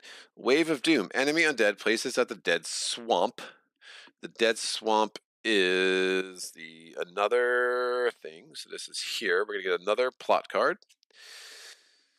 Quest destroy. Crawling, scuttling horrors peel themselves through the veil and into your camp, spreading throughout the lands in the thousands. You must coordinate efforts to destroy their webbed layers with fire before they claw their way into your minds. To defeat, you must lose an action point, and it's got some bad effects for battle. This thing, the forgotten undead forces of the Doom Guard are mustering once more. Revealed places enemy at the Dead Swamp. Excellent. So I don't mind having an enemy there for sure. We go to Dawn. Since I'm defeated, I get 2 health, and that means I get 2 action points. Very generous action point gathering. Now I still have the action point from Warm Sunshine, so I'm just going to actually, I'm sorry, I'm using the wrong things again. So I'll take this red heart just to indicate the Warm Sunshine, which I can only use on movement, but I still have this thing that I can relocate to any location. I'm going to spend 1 action point to heal 2 because that's what makes the most sense. I'm going to spend 1 action point to hide, and just in case I get an enemy, and I'm going to spend the move action point to relocate to here. And now that I'm there, because I really need to get this Gilded Sword out with the help of combat, I pull this. It's a quest, which is much better. Raiders to destroy the Owens farmstead, leaving only backbreaking work and heart-rending struggle in their wake. Don't mind that. I'm in a Gloom location, so I lose 1 health. I'll no longer be hidden, so I might as well just take care of that now. And we draw a night card. Tribal Chiefess. Place the stranger at Spine Ridge Pass. A brave Wildclaw Trailblazer has taken it upon herself to fight back the Gloom single-handedly. I have no money. Have I mentioned I have no money? Because it's really bad. All right, this is now in the Gloom. And that is another stranger. Great. So, quest. I want to destroy all quests. I do not like quests. They're super bad for me. So, my first action, before I can rest, I need to make sure all the encounter cards are gone. So, I'm going to get 3 action points, plus I get 1 because the Warm Sunshine is still in play. My first action point, I'm going to use my Influence of a 6. I need 2 successes. I got 2 successes. Don't show off. Now I can take a loot card. I will definitely do that. Please give me money. Don't make me lose health. I'll be sad.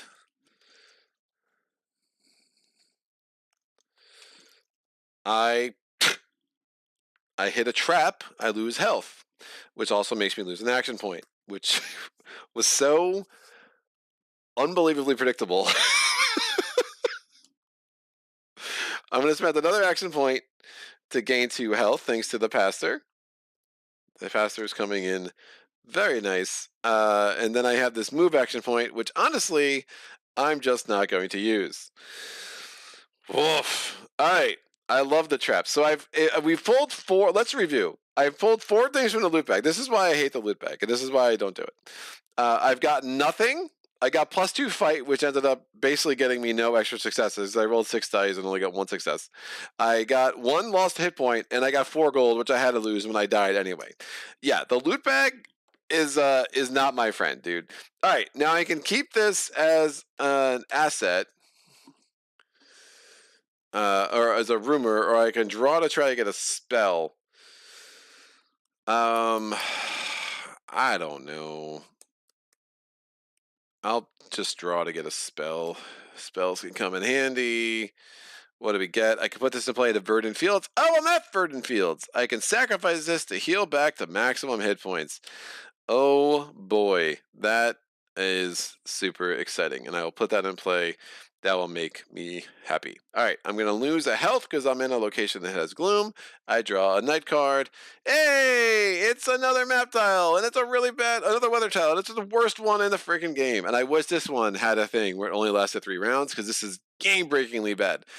All right, miserable and torrential until the downpour. Will this downpour ever cease? I hope so. When breaking camp ends, each hero with 2 or more action points loses 1. Rolling Hills. I really don't like this card. I don't understand why the one where you can only move once goes away after 3 rounds, and this stays and can stay for the rest of the game. If it's the last weather card you pull, like, yeah, good luck. I honestly can't think of any other weather cards. I might be stuck with that for the rest of the game, which is very, very tilting. So good thing we have this portal because that will really, really help. So I don't get that extra action point anymore. And what falls? Rolling Hills. Did I already do that? I did. Great. Breaking Camp. I get 3 action points. Oh, nope. We only get 2. That's super awesome. I'm going to heal. Get me up to 5. I have no money. If I meant it, I have no money. And now I'm going to spend an action point to put the Gilded Sword in play. And that's the end of my turn. Super exciting. All right, this is going really well. We're going to go to night. I'm going to lose a health because I'm in a freaking location with Doom and I can't move off of it anymore because I just lost my action point. I actually essentially lost 2 action points because I would have had a move action point and another action point. Instead, I lose the move action point and I lose another action point on top. Demonic Right. Discard a place from play. Is there a place in play? I don't think there is, kids, so that's fine. Mysteries cultists worshipping foul guards are continuing their forbidden practices undisturbed.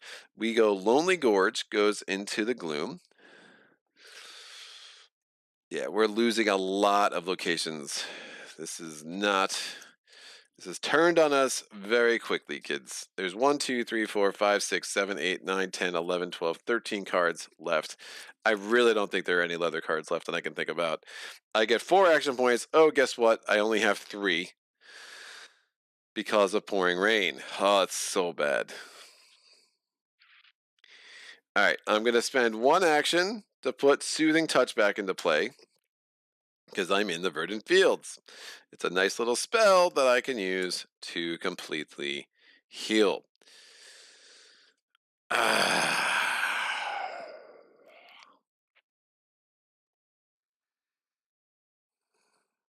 Lose a gold. God, I need gold. He's got 2.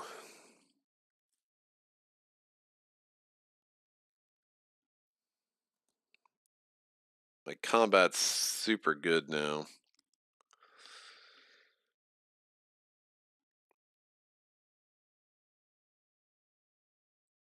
We still have 3 plot cards. Did I read this yet? I think I read this. Yeah. Okay.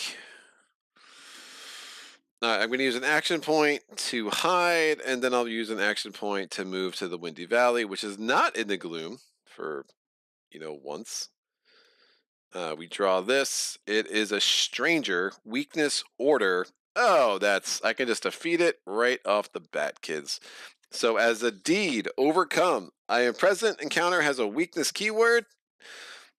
I have a magic keyword in play. I defeat it and reward as per successful combat. So this is just out. So to do that, to use a deed, you can't be hidden. So the hidden thing comes away. But this guy is just defeated. I defeat him the way I want. So I could defend, I defeated him through influence instead of combat. So I can choose.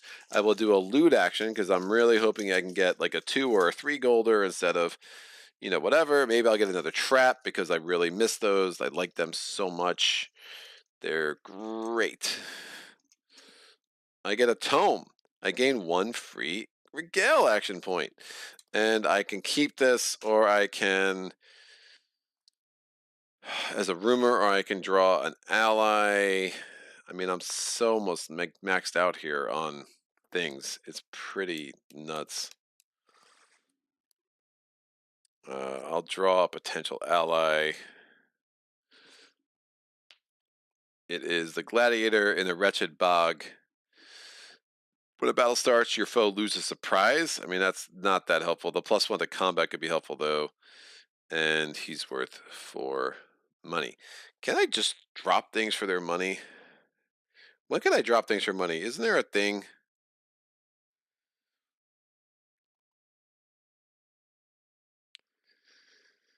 Go through the trophy entries, place rewards as assets,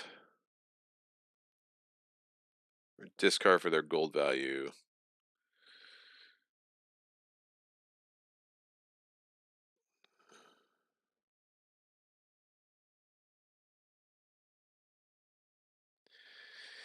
Yeah, I still have 0 money. God, I need money. I need money. I need lots of money. Woof. Can I do a market action? Is that where I can sell? No. Oh yeah. So I can do a market action. I can sell cards for half value, rounded down individually. So I get 2. I need to hold out. I can get 2 money in a market action for the gladiator. I guess that's something, right? It ain't great. All right, that's the end of my round. Please, I don't think there are any other weather cards. I really don't. Abyssal Gate, enemy demon. Place this enemy at the Lost Forest. The Lost Forest is going into the gloom. The fabric of the veil has been torn asunder, issuing forth ungodly spawn. That's what go there. I mean, I have a million things against demons. I just don't have any money. I get 4 action points. Oh no, I only get 3 because that seems really fair and not broken at all. I kid a little bit.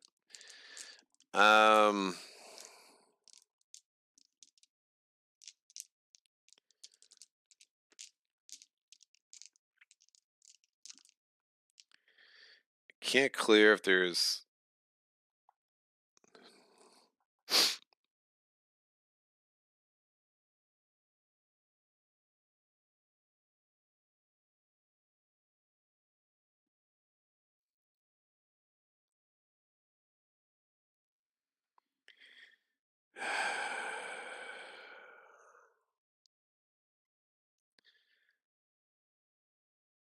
I mean, I have this spell.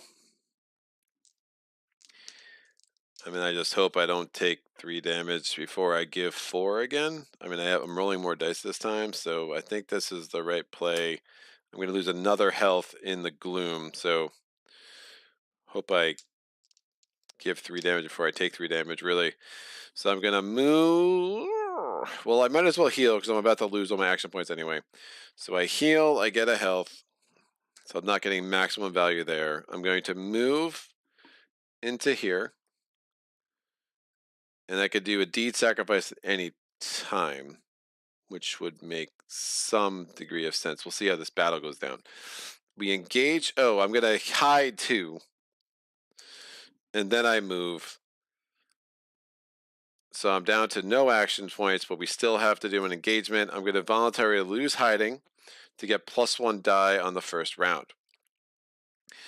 My combat is going to be 1, 2, 3, 4, 5, 6, 4, 5, 6 plus 1 because of surprise against a 4. So I'm rolling 7 dice.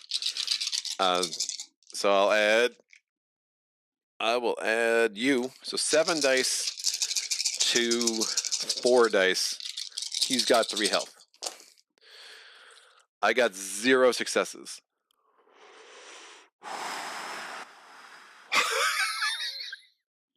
I lose 1. 7 to 4 again.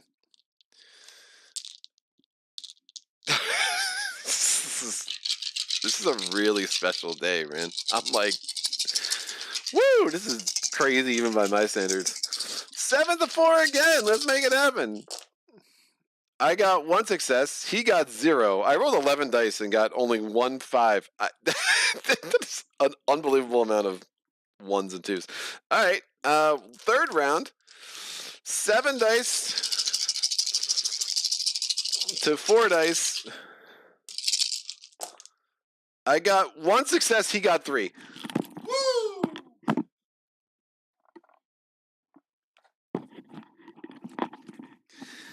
Okay, another damage to him. I'm down to 1 health. I have to do this deed action. I'm going to set, you can do deed actions at any time, like literally at any time. So I'm going to discard this spell to get back to maximum health.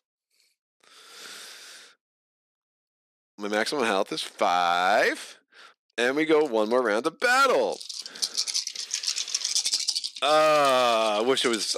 I really wish it was easier to get fate tokens. Like, it's so crazy to me that they're really hard to find. Oh man, I do 4 damage and he does 2. That's just so classic. And he does 1 more to me, and I take 1 more because of the gloom. So that was really gross on many levels.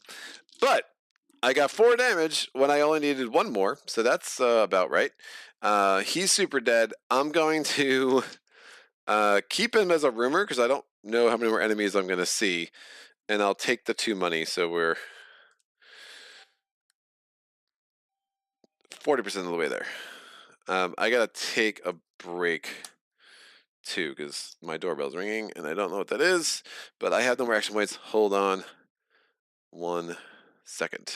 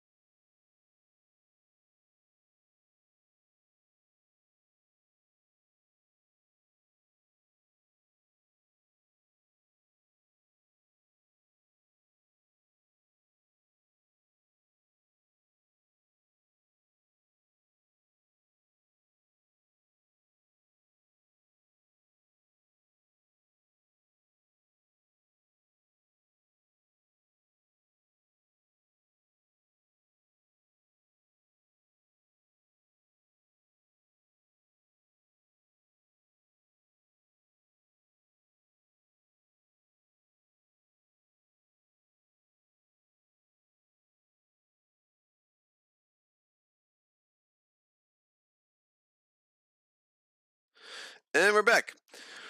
Whew, running up and downstairs is always a good idea when you're coughing up a fit. Maid's Night. Hi, everyone. Never seen this before, but I'd probably buy it for the art alone. Yeah, art is really, really nice. Frederick says sell is a market. I believe, yeah, I just saw that. Thank you for putting that in the comments before I said it. All right. Man, I'm very behind schedule with these regals. Again, losing all my money is. I also wonder why it's like all your money. Why isn't it like half your money? Like, I don't know. There's just some things that it's like it's unfortunate. It's that it's a game that doesn't really give much space for like risk taking because you can just see how my whole game is like derailed from like essentially one bad roll. I mean, it's a little annoying. But I guess it's part of the puzzle. This weather card is absolutely smashing me, and I'm pretty sure it's the last one in the deck. I can't think of another one. Um, Maybe there's one more. Woof, I don't know. But we go to night. I lost my health because I'm in a gloom location. This comes out. Not weather. Place draw discard an enemy card from play. There is one. So this one goes away. It's the Rosen Knight. Sir Burga Lee, ranked amongst the bravest of the Knights of the Rose, and the rising bluffs goes into the gloom. Yeah, we are very much running out of time here. Yikes. I don't see how we pull this off. To be quite honest, unless I get super lucky with some loot draws. Alright, I get 2 action points. That's just freaking awful.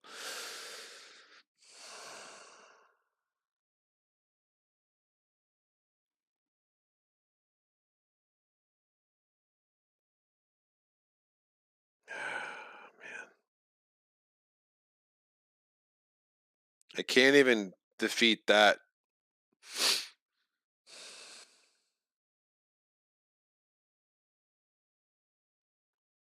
Because it would make me lose my other action point, which would give me down to 1 health.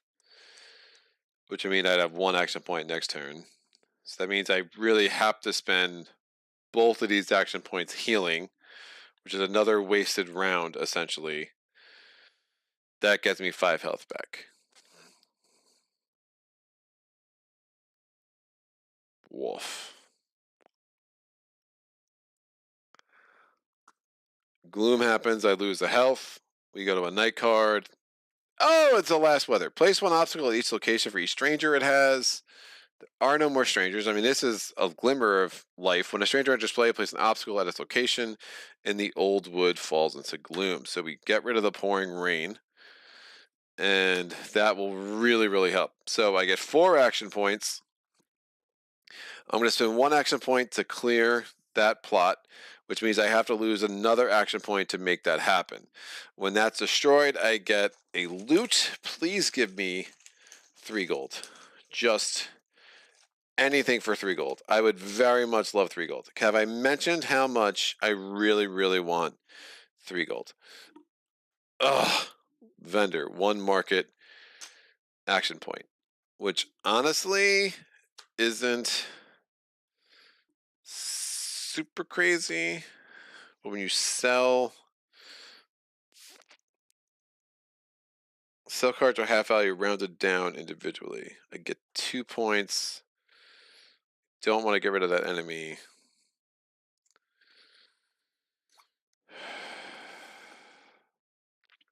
And this is another quest card. Is there a minimum 1 to that? I don't even think it's a minimum 1, is it?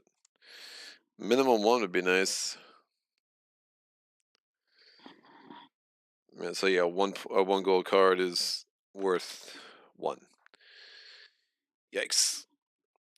Alright, I'm going to move. Now I'm going to hide. And then I'm going to move. Let's get down to the Grand Plains. We draw a card. Heroes may perform rest actions here. Normally you can't do a rest action where there's an encounter card. This says you can. It's a place, it's an abode, and I, knowing what's ahead, need an abode, so I don't hate that. I probably take my 1 sneak value and just, I need, I need 3 to a 3 or a 1 to 1, so I'm better at just trying to do that and getting that card and hopefully taking a loot token. I mean, I could just get the $1 just to guarantee that I do it. But anyway, that's my turn.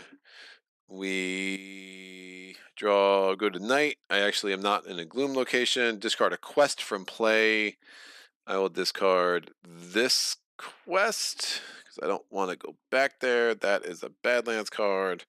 The Hidden Woods goes into the gloom. And the demons pierce the veil. Now the demon guard march again. These are dark times indeed. 1, 2, 3, 4, 5, 6, 7, 8, 9. 9 rounds left. Not looking good. All right, I'm no longer hidden. My first action is I'm going to try to do this quest. I'm rolling 1 die to 1. And do I get a 5 or a 6? No. I have 3 actions left. My next action.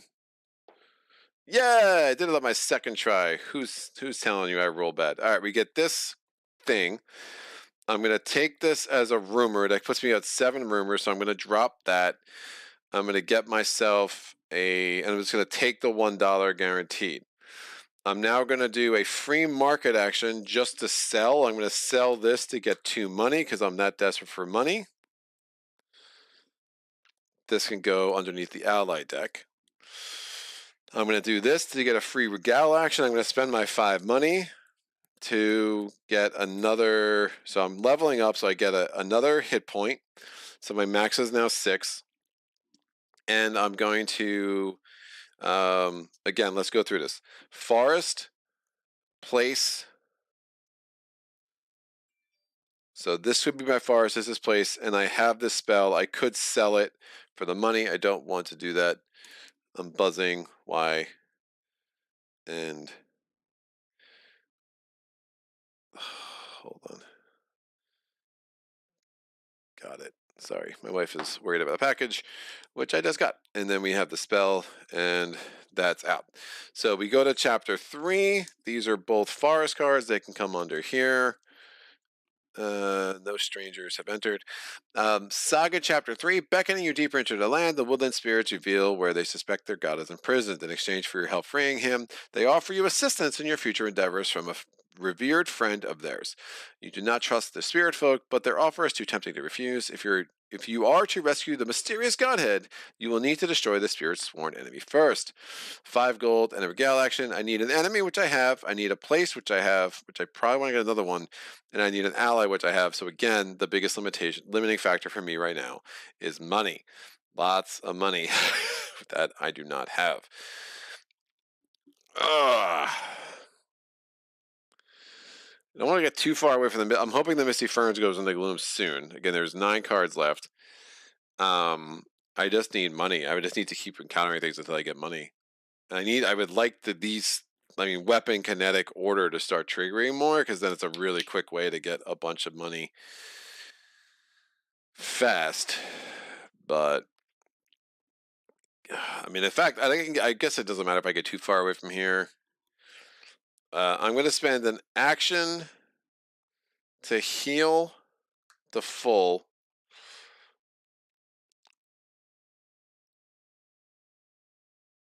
No, doesn't make sense. I'm going to spend an action to hide and an action to search.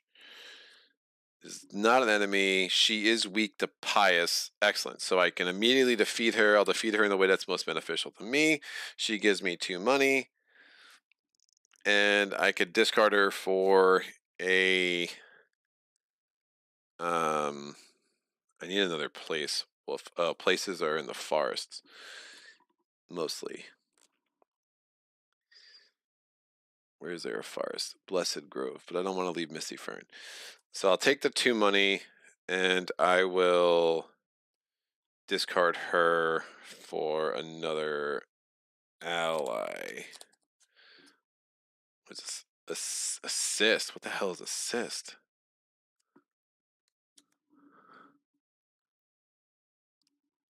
Oh no. When the hell did I get rid of that? Yikes. I had an assist, I just didn't realize it mattered. That could be bad. Those are rough. Abode, stranger, and assist? Yikes. I have 2 of the 3. I don't remember when. That was a long time ago I dropped this card. Okay. Well, that's interesting. Yeah, I'll get rid of her to get an ally. Ally Arcane. I can sacrifice it for 2 spells. I can put it into play at the Shrouded Glade. Also 4 money, so a market action I could sell it for 2. Alright, we go to night. The place is entering play. Again, we only care about strangers over here. Place this place at the Windy Valley. Windy Valley falls into the gloom. Battalions of black orcs massing from the east are drawn towards the chaos of the gloom. I don't even know where this goes. Windy Valley, it's green. I'm looking for the wrong color. Windy Valley is here. And again, values I'm not especially strong at.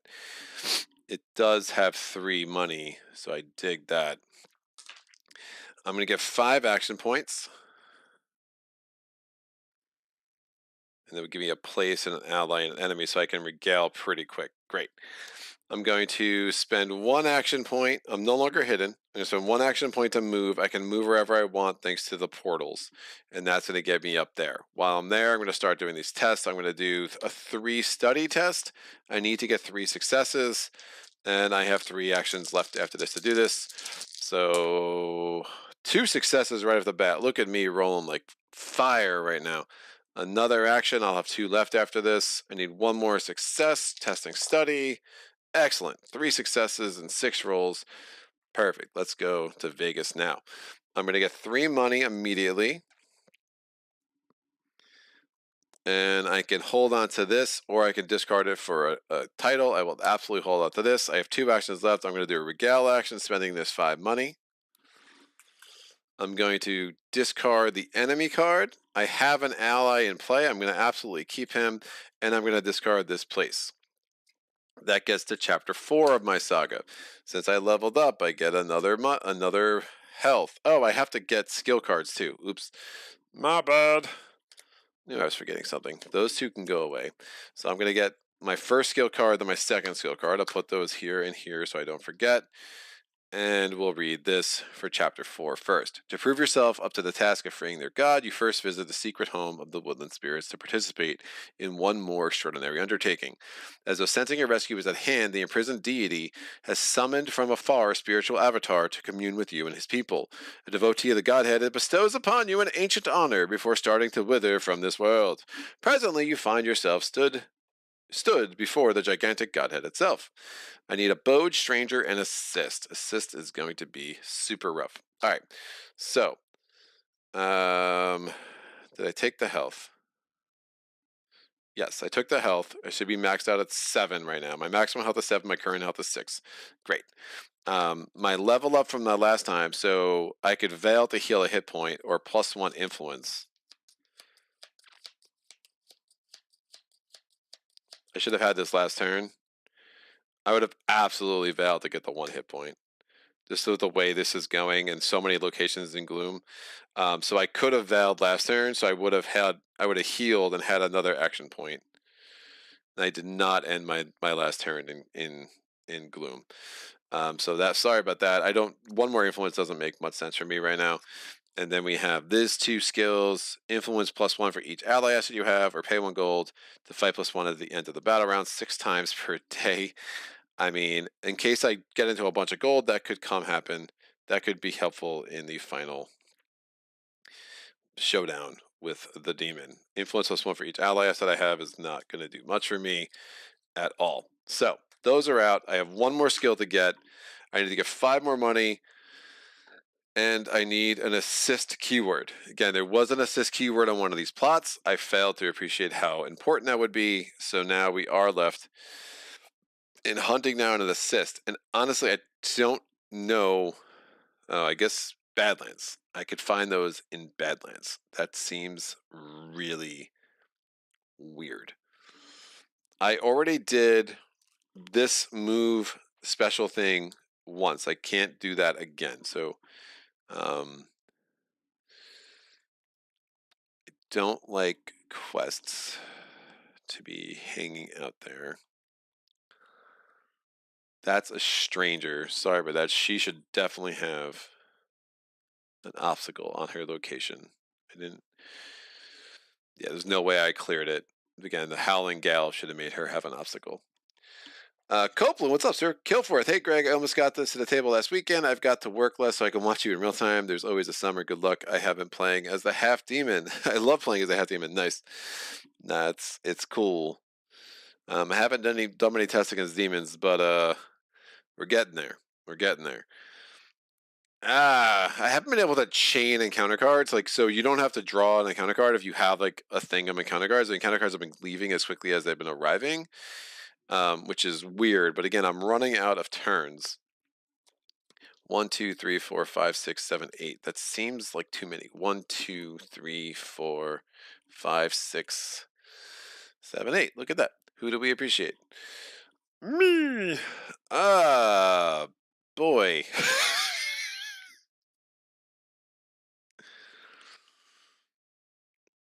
I can move and market. It's one way to get 2 points.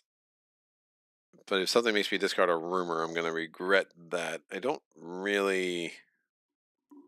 What does she make you do? At the beginning, oh, she makes you sacrifice a spell, which is fine. I can sacrifice this. I won't need it at that point. Move and market.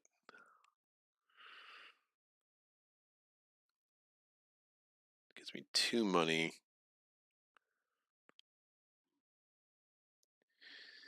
The real thing is I need an assist.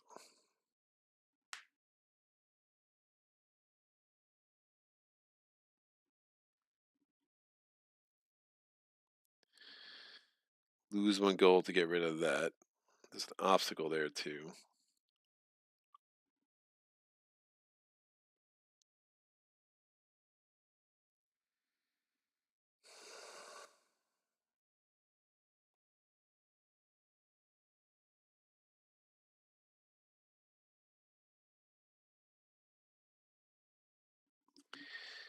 So reluctant to move without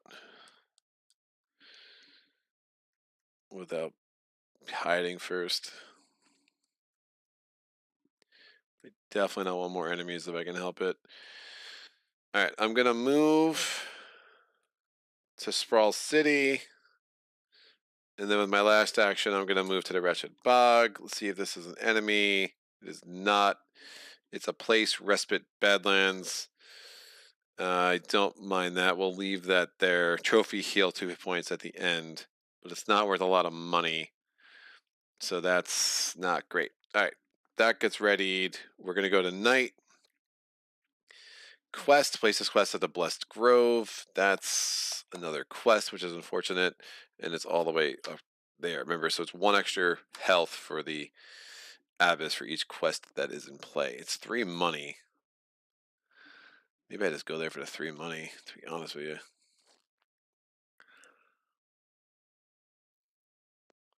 It's an assist, too.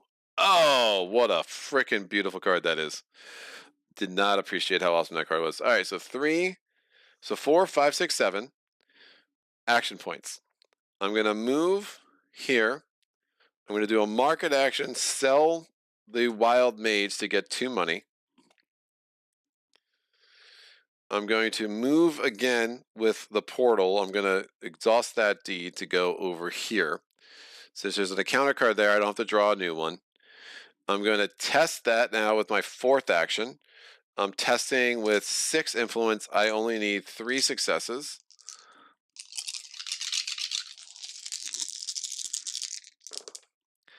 That's 2 successes. I'm testing again. We have to add 1 more success. Excellent. So that's 3 successes. I take 3 money.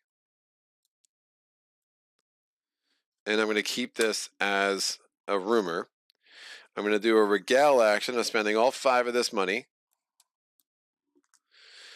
I have Abode. I have Stranger. I have Assist. All right, this is out. These are both Plains cards. So all 3 of those rumors are done. That lets me level up. That gives me another health, max health. That gives me another skill. My last 2 skills are defeat a demon at your location. That's a demon enemy, not a demon ancient. And you may use influence for a fight test during a battle. I don't know. In case I run into a demon, that could be helpful. I doubt I will, but I will not want. I can't see why you want to use influence during a fight test. when I have 8 fight as it is. So just not worth it. Great. So I max leveled up. And that means we go here. So when we get to our finale, this comes into play as Misty Ferns, which is down here. And we have to do 7 study tests. Woof. With my study value being a 3. Yeah. That could be interesting with my, 0 access to fate. I've already used that deed. I'm gonna lose a health, but I probably want to get rid of that quest too. Remember, quests are just bad for me. So I'm going to use my last action to move here. Since there's already an encounter card there, I do not need to draw another one. I'm in the gloom, so I lose a health. At night, we draw our night card. It's a stranger noble. Place it at the Grand Plains, and the Grand Plains falls into the gloom. Boom, boom, and that gets an encounter. Gets an obstacle because there's a stranger. I'm going to get 7 action points. I'm going to Val this to heal 1. So that gives me back up to 8 health. I have 7 action points left. Let me get rid of that quest. I mean, it's just crazy that all the Badlands have come out late. Like 3 of these things left are all Badlands, and I'm not loving that. What is this? 1, 2, 3, 4, 5, 6. Woof. So 3 of these 6 are going to be quests in play that are just going to be super bad. I also need a gold so I can get rid of that. So I'm going to spend an action to do this quest. I'm going to roll 6 dice. I need 4 successes.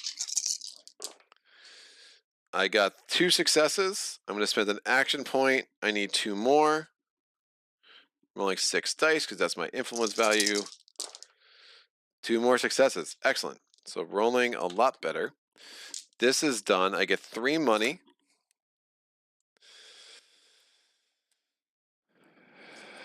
I can keep this or I can discard it for a spell. I will discard it for a spell. And defeat a place at my location. I can put it into play at the Grand Plains, and I do have the requisite 3 study to be able to use it. I'm going to spend an action point to move here. I'll spend an action point to hide, another action point to move there. It's a Badland, so it gets an encounter. It's a stranger. His weakness is arcane. I do not have arcane. And he gets an obstacle. So it's a second obstacle on this location, which is super annoying. I cannot treat my skills if they're empty.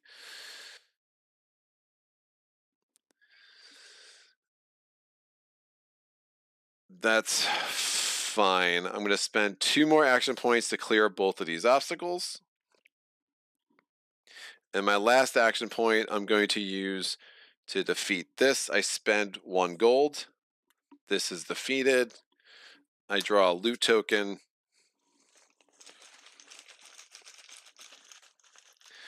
I draw a trap because that's just pretty much guaranteed. But I've gotten rid of 3 of these plot cards. Again, there are 3 more that have yet to come into play yet, which is a little bit unlucky. 3 gold. There you go. Look at me pulling good from that deck. That's going to be a tough test over here. But we're fine. We have a stranger there. I'm just going to choose to ignore him. I couldn't be hidden for some things. The hidden didn't really affect me at all. I'm just not messing with him. I think we're good with that. We go to night. I lose a health because I'm in the gloom. I can refresh this skill for next turn. The next night card is Spore Tor. Place this card beside the map. Each encounter at Spire Tor gains +1 difficulty. +2 difficulty. Not doing many encounters there anyway, but I can just put the Necropolis underneath as a reminder. Great. I get 7 action points. I'm going to use this deed to heal. You can't do deeds when you're hidden. But yeah, I don't even think I did it. I don't know. I don't think it affected anything last turn. Um, hmm. Where's she coming into play? The Abbess likes the Dark Mire. Misty Fern, Wretched Bog. The Dark Mire's already in Gloom. Yeah, I'm going to use that deed to heal to full.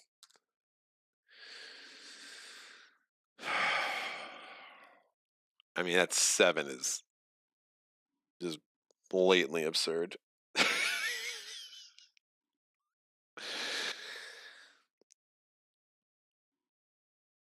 mean, 21 dice.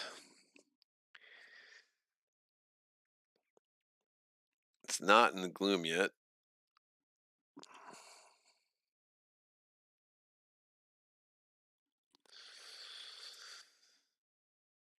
Yeah, I don't have much of a choice, so I'm going to spend an action to move here. There's no encounter there. This does not count as an encounter, so I have to actually draw one. So I guess I'll spend an action to hide, an action to move there, because again, with the portal, so I use that deed. Actually, I can't hide. Oh, I've been doing that wrong. I don't think it's ever mattered. It's only cost me actions. I can't use the deed when I'm hidden, so I have to move unhidden. I don't know if that ever mattered, and yeah, I just want to be careful about that. So as I move action, I have to relocate to any action, any location I've been like systematically hiding before I've moved, and you just can't do that because again, it's a deed. So um, I'm going to move without hiding. So that means I still have 6 actions left. So I'm not hidden. And of course, I run into an enemy. Oh, no. You're kidding. I mean,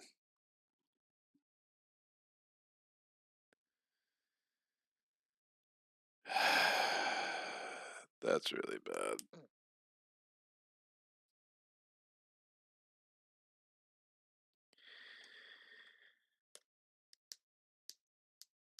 On levels of bad, this one's really bad.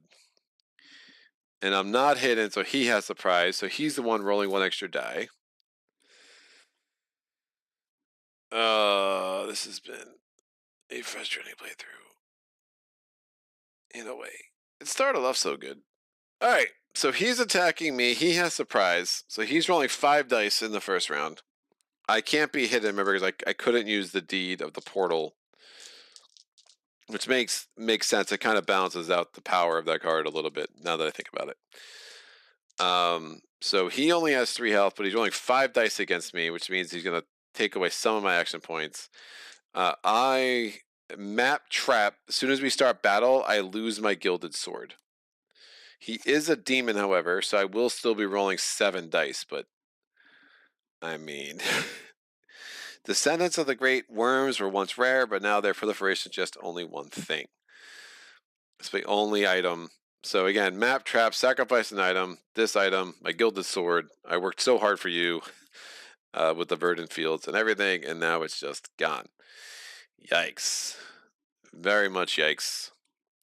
This better be awesome. I don't even know what's on the backside of that, but it better be freaking awesome. So since it has surprise, it's rolling 5 dice. I'm rolling 1, 2, 3, 4, 5, 6 because we're against the demon. 7 because we are against the demon. To a trusted value in each test against the demon. Yeah, so I will have the 7 dice every round versus the 5. Please give me 3 successes.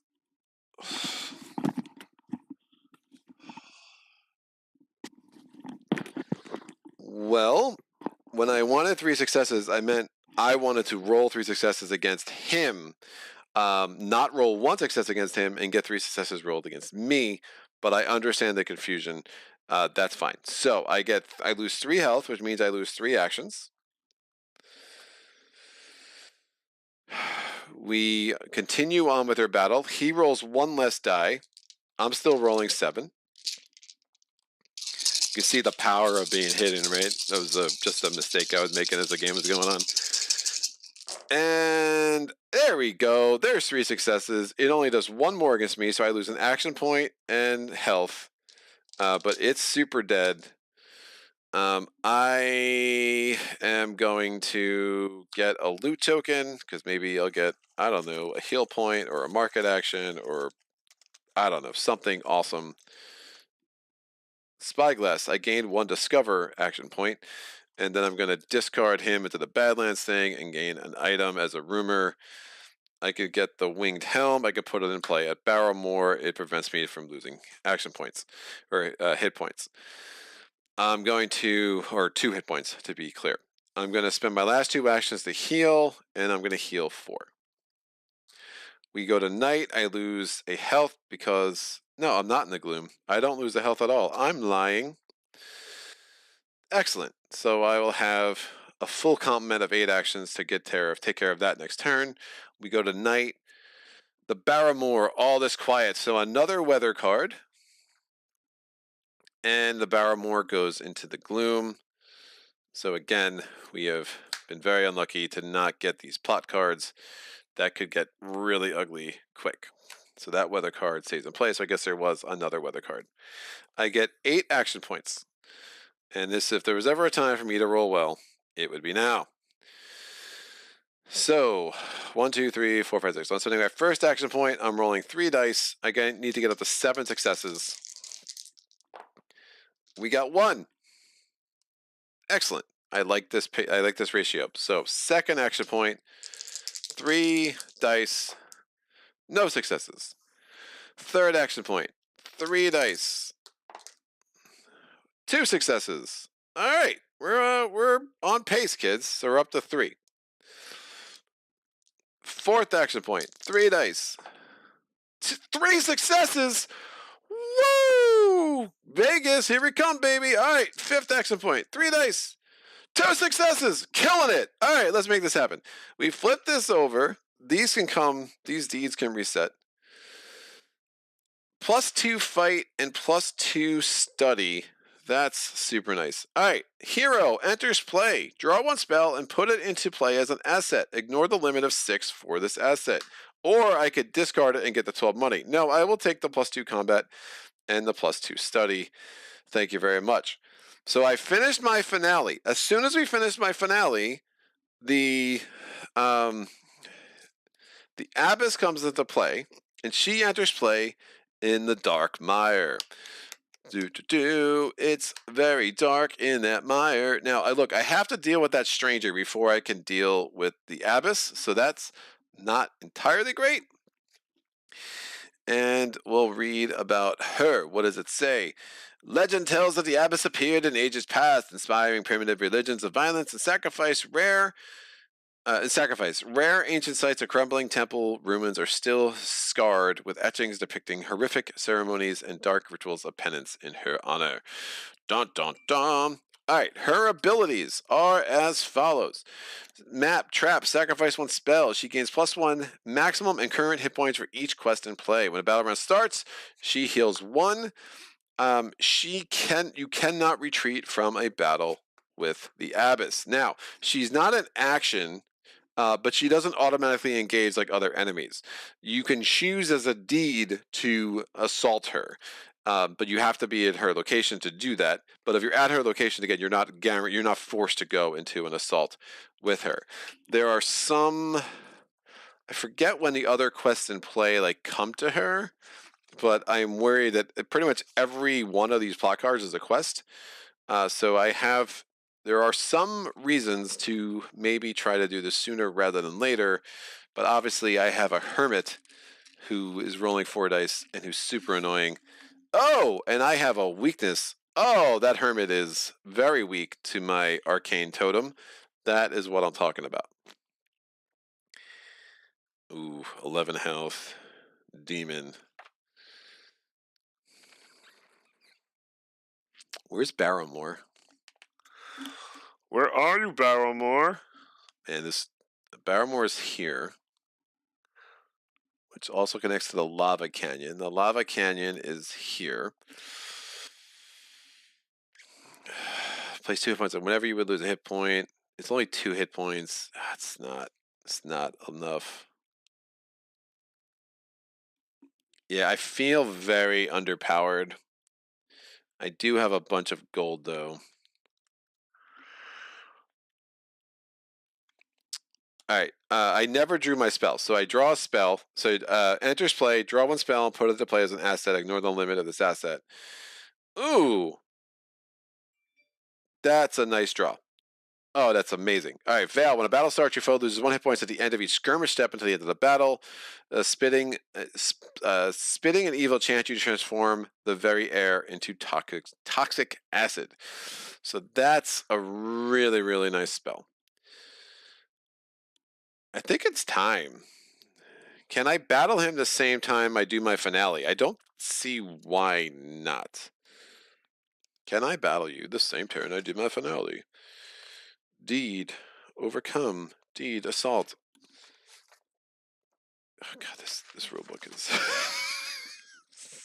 it's almost awesome.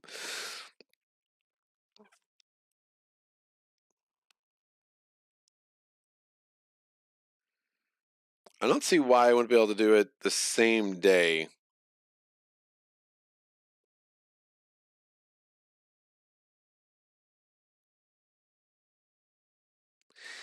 I think I do it today. I think that I'm in the best shape I can hope to be in. So I'm going to spend an action and this deed to relocate to any location. I'm going to use this deed, this overcome deed, and the hermit is overcome by arcane. That will give me a point. I'm just going to take $1. I'm not going to risk a trap or anything. And I can grab an ally. Sure, I'm going to put the hermit away and grab an ally. It's an illusionist. Great. And I'm now going to do the deed where we're just assaulting the ancient. So, the abyss immediately is going to make me sacrifice a spell. Well, Portal, you have been the MVP of this game, but I no longer need you. So, you're gone. We are now going to go into battle. The Abyss gains +1 maximum current HP for each quest in play. There are 0 quests in play. I have been maniacal about taking out all of the quests. And again, 3 of them never entered play because these plot cards never entered play. So that would have, again, that's why I really wanted to rush this, because I did not want to have to start dealing with those plots. They could be super, super nasty. When a battle run starts, she heals 1 hit point at the beginning of each battle round. But remember, she's going to take one damage because of the acid cloud. My study value is now a 5 thanks to this demigod totem that I got, because it was a 3, 4, 5. So a lot of magical things happened to kind of save this, even after I lost. I mean, losing this, that's still a big loss. So I think I still might. I'm still not totally in the clear, but we have a decent shot at making this happen. Again, the Abyss has 11 health and 11 health only, and we're going to enter combat. She's rolling 6 dice against me. I only have 5 of these big dice, so she's going to get a little one to go with it. So the red dice are hers. I'm rolling 3 dice, +1 because the Abyss is a demon, +2 because the Abyss is a demon. I can pay 1 gold to gain a +1 fight to the end of the battle round. So I can pretty much do this however I want. Is that unlimited?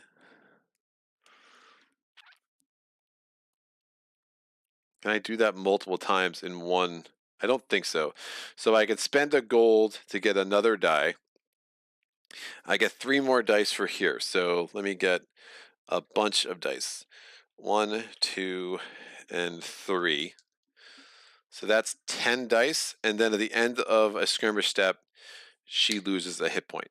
So 3, 4, 5, 6, 7 because of the money, 8, 9, 10 to 6.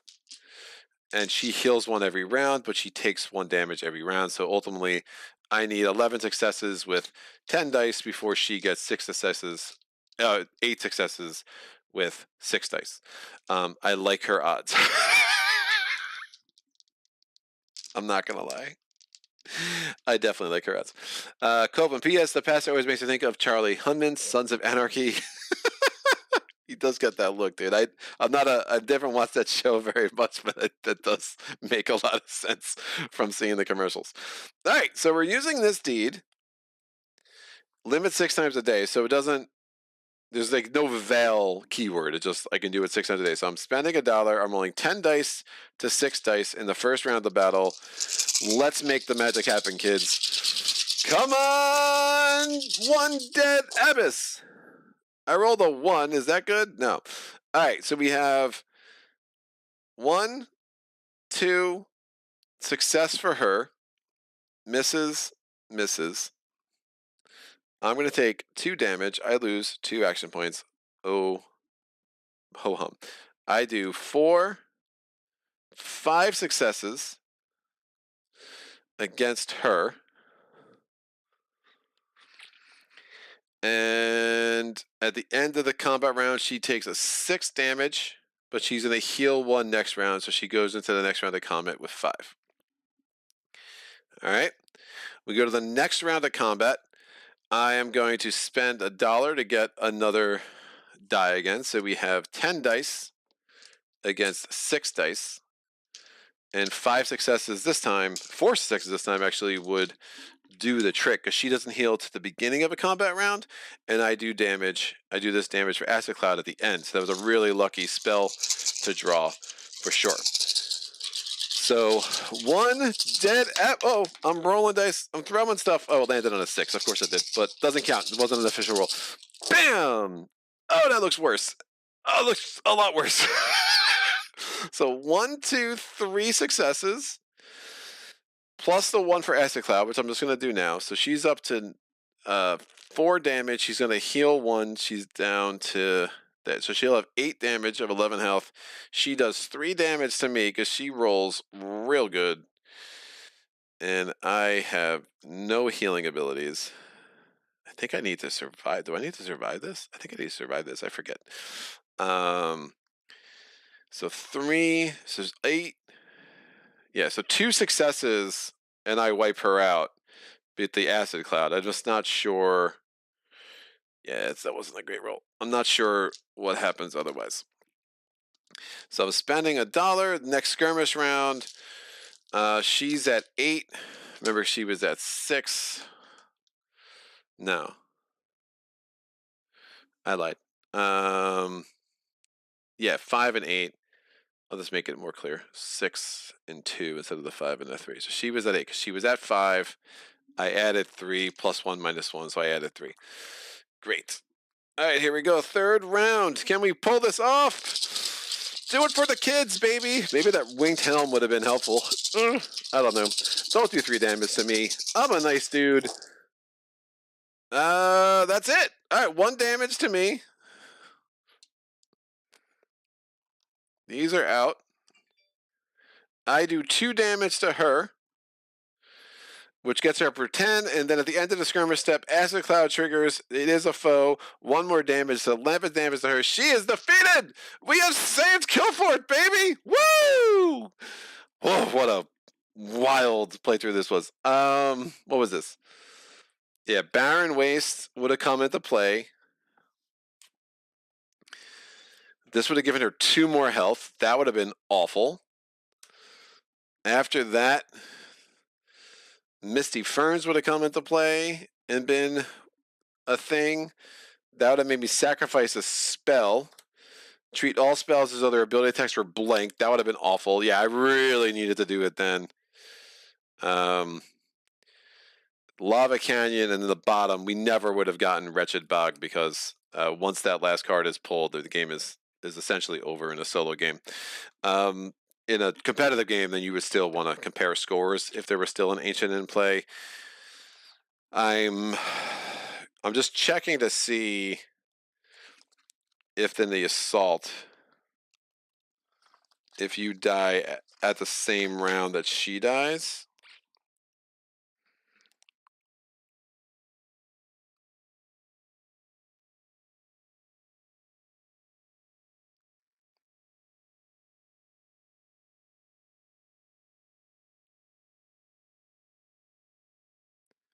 If the ancient is defeated, the game ends immediately in a win. So yeah, I guess you don't even do the hero defeated check. No, it's crazy. Cool. So yeah, I could have died in that last roll as long as I did the last damage on there. My go is I'm kind of shocked that this ended up being a win with how after the how bad that turned in the middle. That was not good. It started out really hot, like really well, and then again that was this totem was like everything I needed.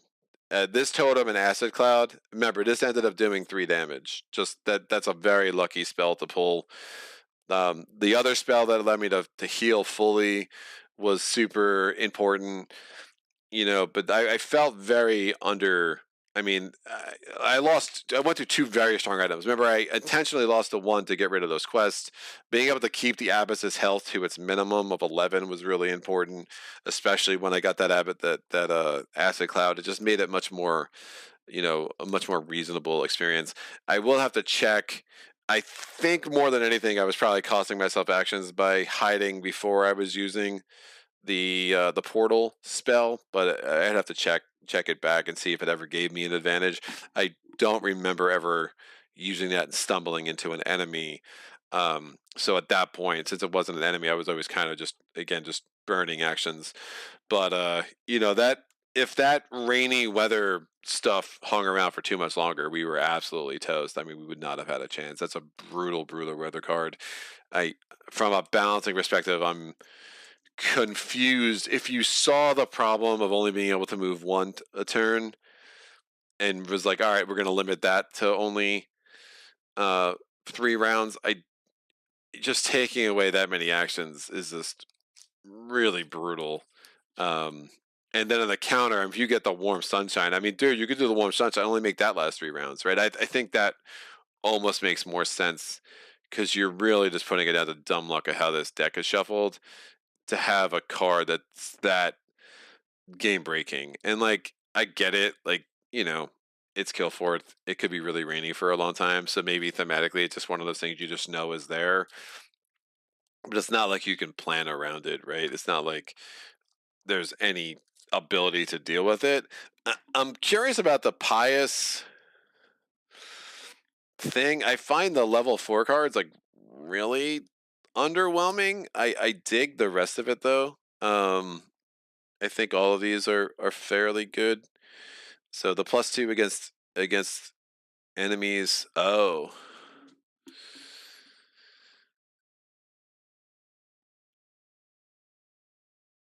I might have cheated that. She's not an enemy. If it said foe, she's not an enemy. Yeah, I'm not digging these at all then. Woof. I was rolling too many dice. Um yeah, that's really bad. +2 fight influence against enemies with the keyword demon. She's not an enemy. She doesn't have the keyword enemy. It would work if you made a stranger an enemy, because they technically by the rules become an enemy, but she's an ancient. She would be considered a foe. So that's like a rules quagmire. So really, I've been rolling 8 dice plus getting the benefit of Acid Cloud. I mean, I don't know. I mean, what did she do? She did 5 damage to me with 18 dice. I would have been rolling 24 dice, plus a guaranteed hit every turn with that. So it's essentially 27 dice with the guaranteed hit, but she's healing 1. I mean, am I really re-rolling this? Probably not. I'm still alive, right? I mean, if we really wanted to, like, for intellectual curiosity, um, yeah, because I was remembering she doesn't count as an enemy. So yeah, these skills are pretty bad, man. I'm not a big fan of the pious skill set for a true solo game. It's just not really giving you any kind of oomph that I can see, unless you did a pure influence build, which is really hard to pull off. You just get all allies and then try to get like 10 influence dice, but then you're giving me a lot of the sagas give you combat bonuses. I don't know, man. That's rough. But if I'm rolling 8 dice, this would have been round 1. That would have been 2 damage. Yeah, this is going to be ugly, isn't it? 2 damage, a third damage. He heals 1, so she's at 2. I know I'm at 6 health after. Yeah, because she did 2 damage, 3 damage, 1 damage to me. So this would have been round 2. That's a fantastic roll. So 4 damage, +1, -1. This would have been my third roll. We need 5 more successes. There you go. She's dead anyway. Wow. I mean, that's even a better roll than I had. So 5 damage. I didn't even need the acid cloud this time. So yeah, I mean, the dice were definitely there. I'm rolling 24 times. Plus the one guaranteed hit that's not going to be healed. You know, you don't have to get that lucky. I mean, 24 dice should be 8 hits if you're rolling average, and then you're just adding an additional hit on that third one that's not going to be healed, because again, that happens before the healing, and then you have the 2 extra. Then you're just basically, you just need to get lucky to a factor of 2. I mean, assuming she doesn't even kill me, because she's only rolling 6 dice. I have 8 health, so it should take her 4 rounds to kill me. I mean, I get another round. You know, that's 2 more hits, right? And then I still, math working out perfectly average, I still defeat her with the setup that I had, because I was able to keep her down to that minimum of 11 health. So yeah, sorry about that. I'll put a note about that in the pinned comment. Hopefully people still check those out as we go. So look, I'll be back tomorrow. I'm probably just going to do a playthrough of One Deck Dungeon. I might try to do a set of watch as well. I don't know if my brain's going to be up for 2 playthroughs tomorrow, just as I'm still like fighting off this whatever the hell this is. I don't know if it's a cold, a mild flu. I might have my flu shot, but definitely feels like a little bit more than a cold this time around. But everything is good. Any questions, comments, epiphanies, please put them in the comment section below. I'll have Gloom of Kilforth on at least 2 more times. I do want to go through the other 2 skills. There are a bunch of expansions to this game. There are 2 entire new sets of Gloom of Kilforth. I think the next one is Shadow over Kilforth, and then there's Call of Kilforth, which is more like nautical based. So that's a really interesting kind of take on it, you know. So we'll see like where I go with Kilforth, and if All or Nothing wants to send me more of the Kilforth series, I'd be eager to learn it, put it in. I understand that the rule structure got a bit more forgiving when it came to things like, you know, resting and the downward spiral. There's some things that from what I understand, it's easier to kind of come back from a bad injury, you know. But yeah, I do think there's something about like losing all of your money and a rumor that's a little brutal, that not so sure, but you know, it makes for epic comebacks, I guess. But it does really discourage like risk taking. And if you like, you think of the games that my favorite games tend to be kind of reward risk taking, or at least have more mitigated punishment for taking a risk that doesn't work out. So I don't know like where that fits for me. Because when you're halfway through a game, you're like, oh, I just took a big risk that blew up my face, and now it's like, how do I ever come back from this? You know, maybe this playthrough is evidence to me, like, oh, it's actually, the game allows for that more than you might think. But I had to get fairly lucky. I mean, if I didn't have that portal spell, this was impossible. I mean, that ability to jump around the board was super, super important to me having any chance to pull this off. But that's it. So this was super cool. Thank you for Vincent and Mike, Tony, Marty, Maids Knight 84, Frederick, Copeland. A good little chat today. Urel started us off. Bernardo. Hope you had a good time at work, man, and catching this later. So it is what it is. I don't know why people just can't tell their bosses, like, hey, I need to watch solo playthroughs, and your bosses will understand. They all would really get it. Just, you know, tell them I said so. It's great. But that's about it. This was super fun. I hope again to be back tomorrow with One Deck Dungeon. We'll see what happens after that. But either way, thanks for joining me today. And until next time, happy gaming.